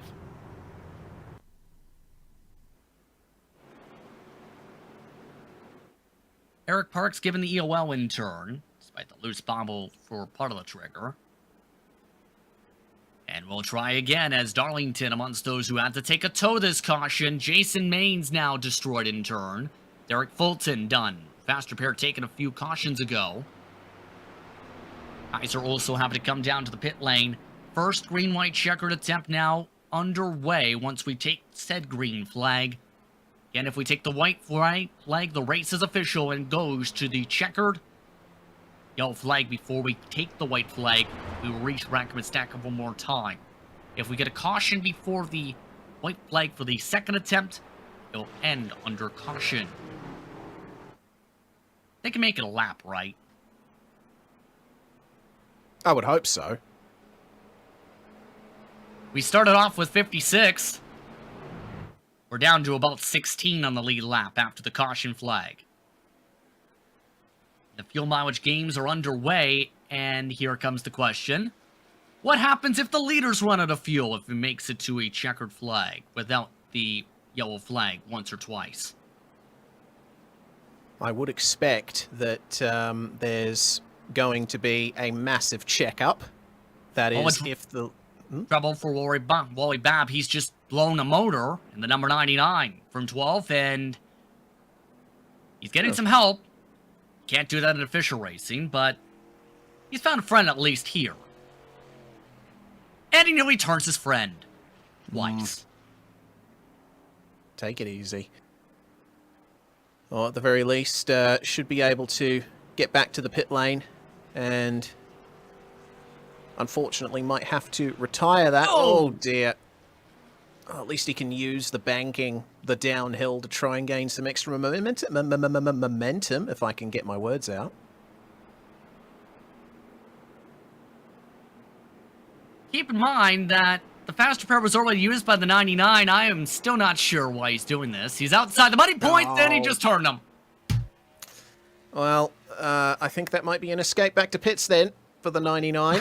Lights off on the pace car. We will be going green for our first green-white checkered attempt. And a belongs-to penalty as well, by the way, for the Kyle Busch spotted paint scheme in 18. Last driver on the lead lap is Christopher Carter. Last time we looked at Christopher Carter, had a clean truck despite getting looped around. He doesn't have a clean truck now. And there's every chance that he might make life difficult for the leaders if he can't get far enough ahead. I would presume that he's not going to be a factor, though, on the green-white checkered unless he makes a mistake.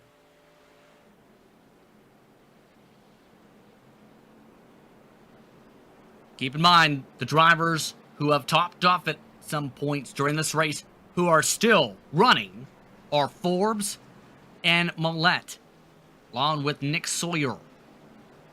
Those who pit recently, McCullough, Ratke, along with Westerfield, Sells, and Carter.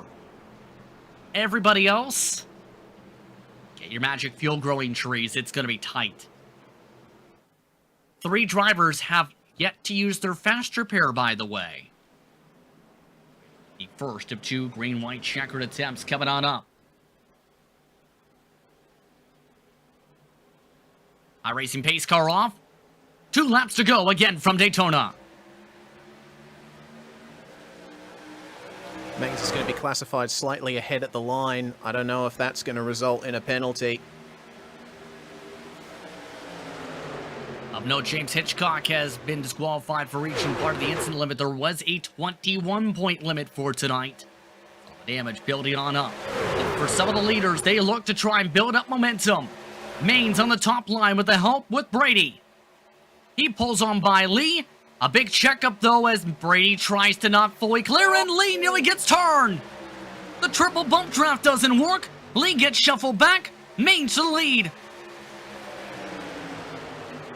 Josh Bonwell just backing out of it there, and Mains, he's not gaining momentum there. He switches back to the high line. That's going to give Lee the momentum coming onto the tri-oval. White flag taken. This is the race to the end right here. Mains on the high line. Lee on the bottom line. Top line building momentum, but can that line keep it up for the backstretch? Lee gets the pull on the bottom.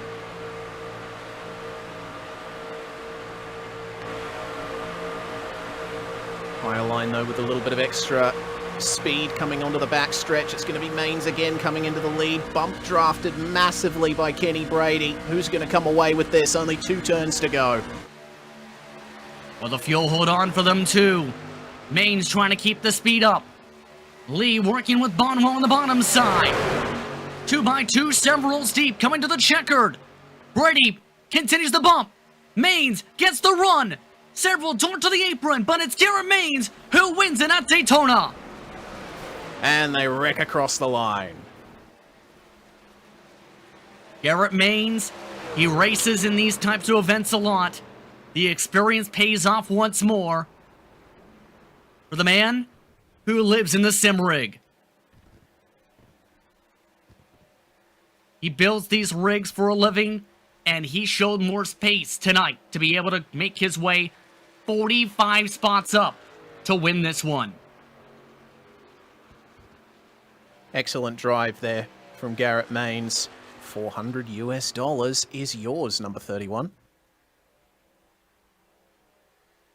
Keep in mind, in a couple days, this driver will be running start the point pain era for next-gen cars. eNASCAR, Coca-Cola iRacing Series. But for now, it's Mains who will get to burn it down on the front straightaway for the first time this weekend. He's your winner at Daytona. Post-race coming up. Right after this, you're watching GSRC for coverage of FEG PC Superspeedway Friday night special event action.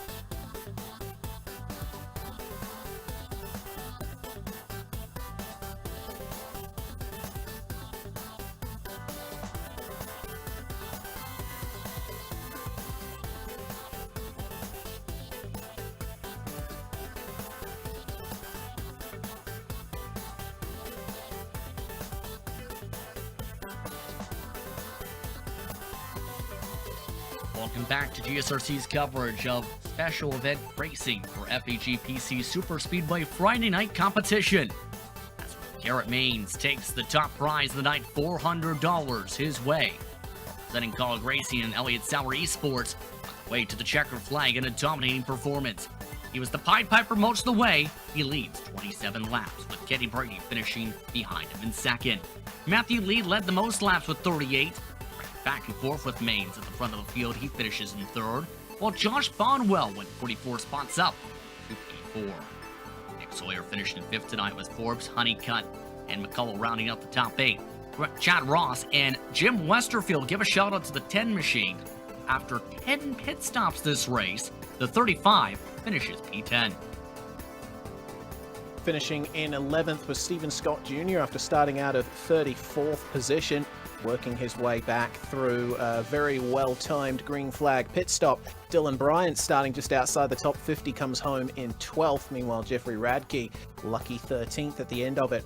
Christopher Carter, he had an up-and-down race, ends up losing 3 positions to finish 14th.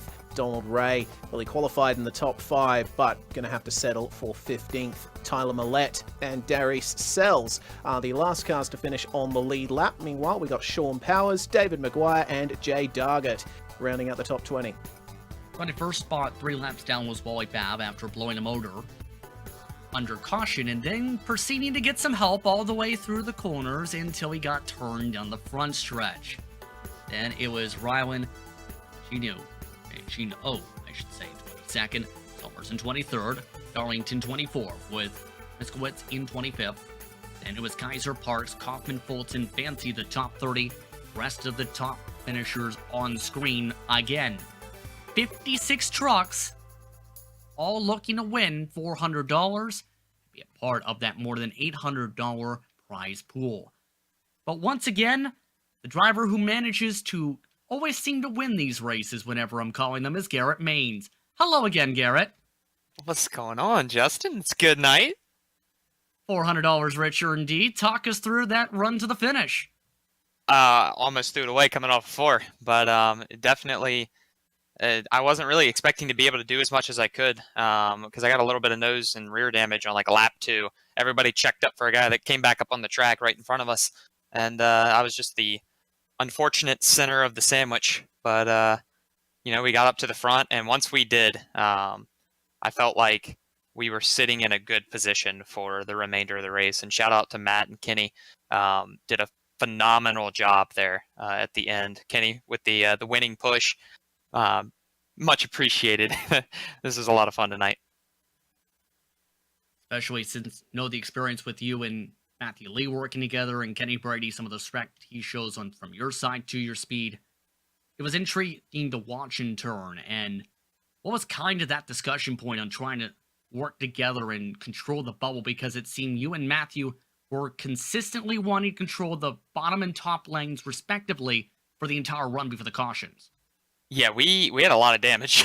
The two of us were kind of struggling, and the whole thing is if we were in the same lane, we were slow. So we were doing what we could to to maintain. And luckily, once Kenny got up there, I felt like we had a really good understanding of how to push each other. So even when a run was formed, we were able to counter it, and that led to the victory at the end of the day. So it really worked out good for us. And shout out to all 3 of them or I guess it's 2 of them, but my dad was in it too, and he unfortunately got caught up in a crash. But tonight was fun. Everybody worked together really well, and props to them. Now, of course, the NASCAR Coca-Cola iRacing Series starting off its campaign in just a few days here at this racetrack. Your opinion on what to expect from you for Daytona, especially with the preparation going on for that one? I mean, I would love to be able to tell you that, what you just saw is going to be on replay, but, we'll see. It's always a whole nother level of competition there. I had a really good showing last year. I was running 3rd, and Netcode got to us coming to the line, and that ended our shot at, the win there, or at a podium at the minimum. But, we were showing good pace at Talladega. Just got to be there, and hopefully we can have some luck.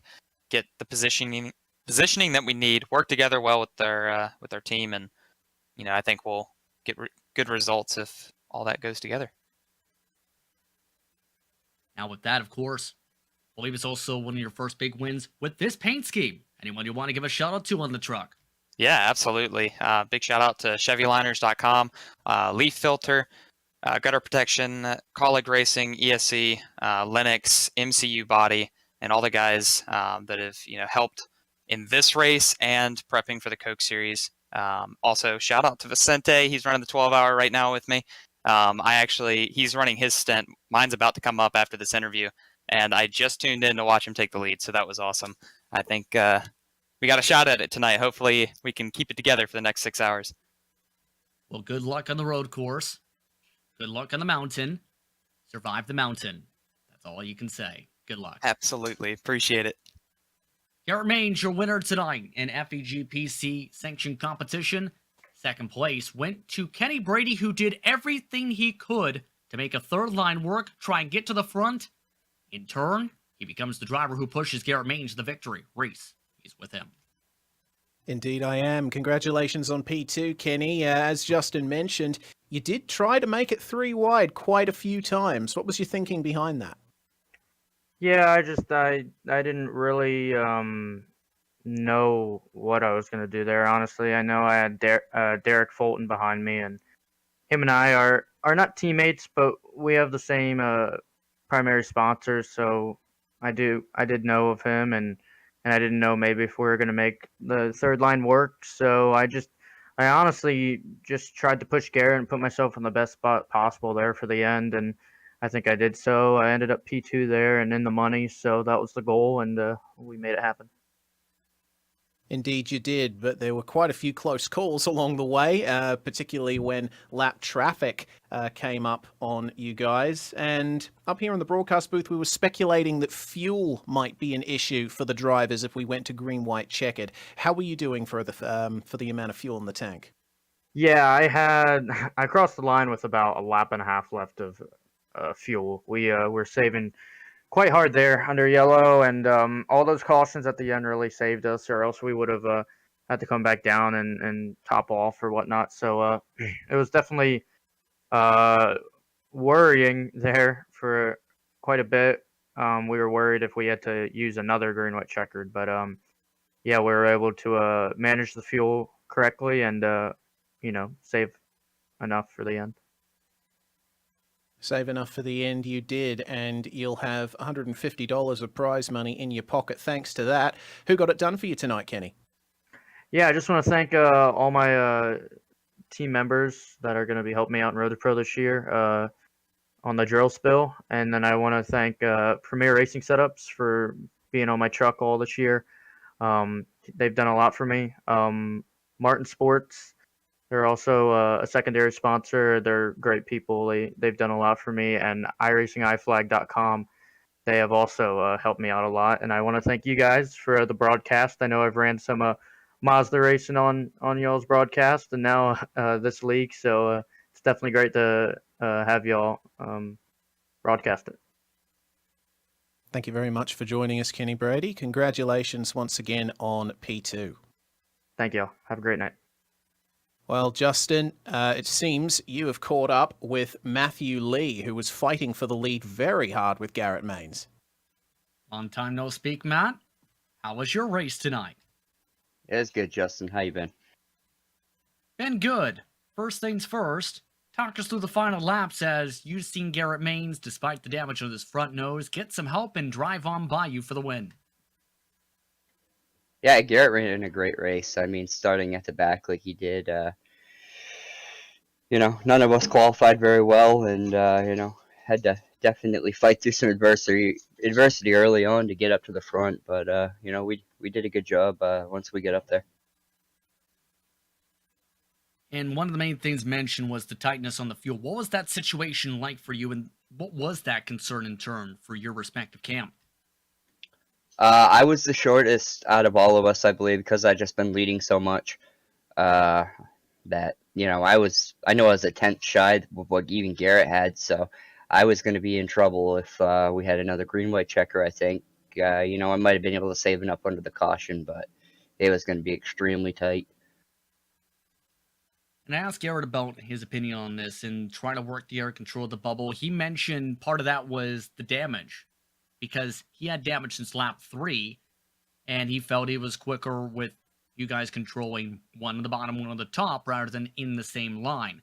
What was that like from your perspective, since I know from the past racing action we've seen on Superspeedways, you work together a lot with Garrett in these types of events, with the history for the past few years.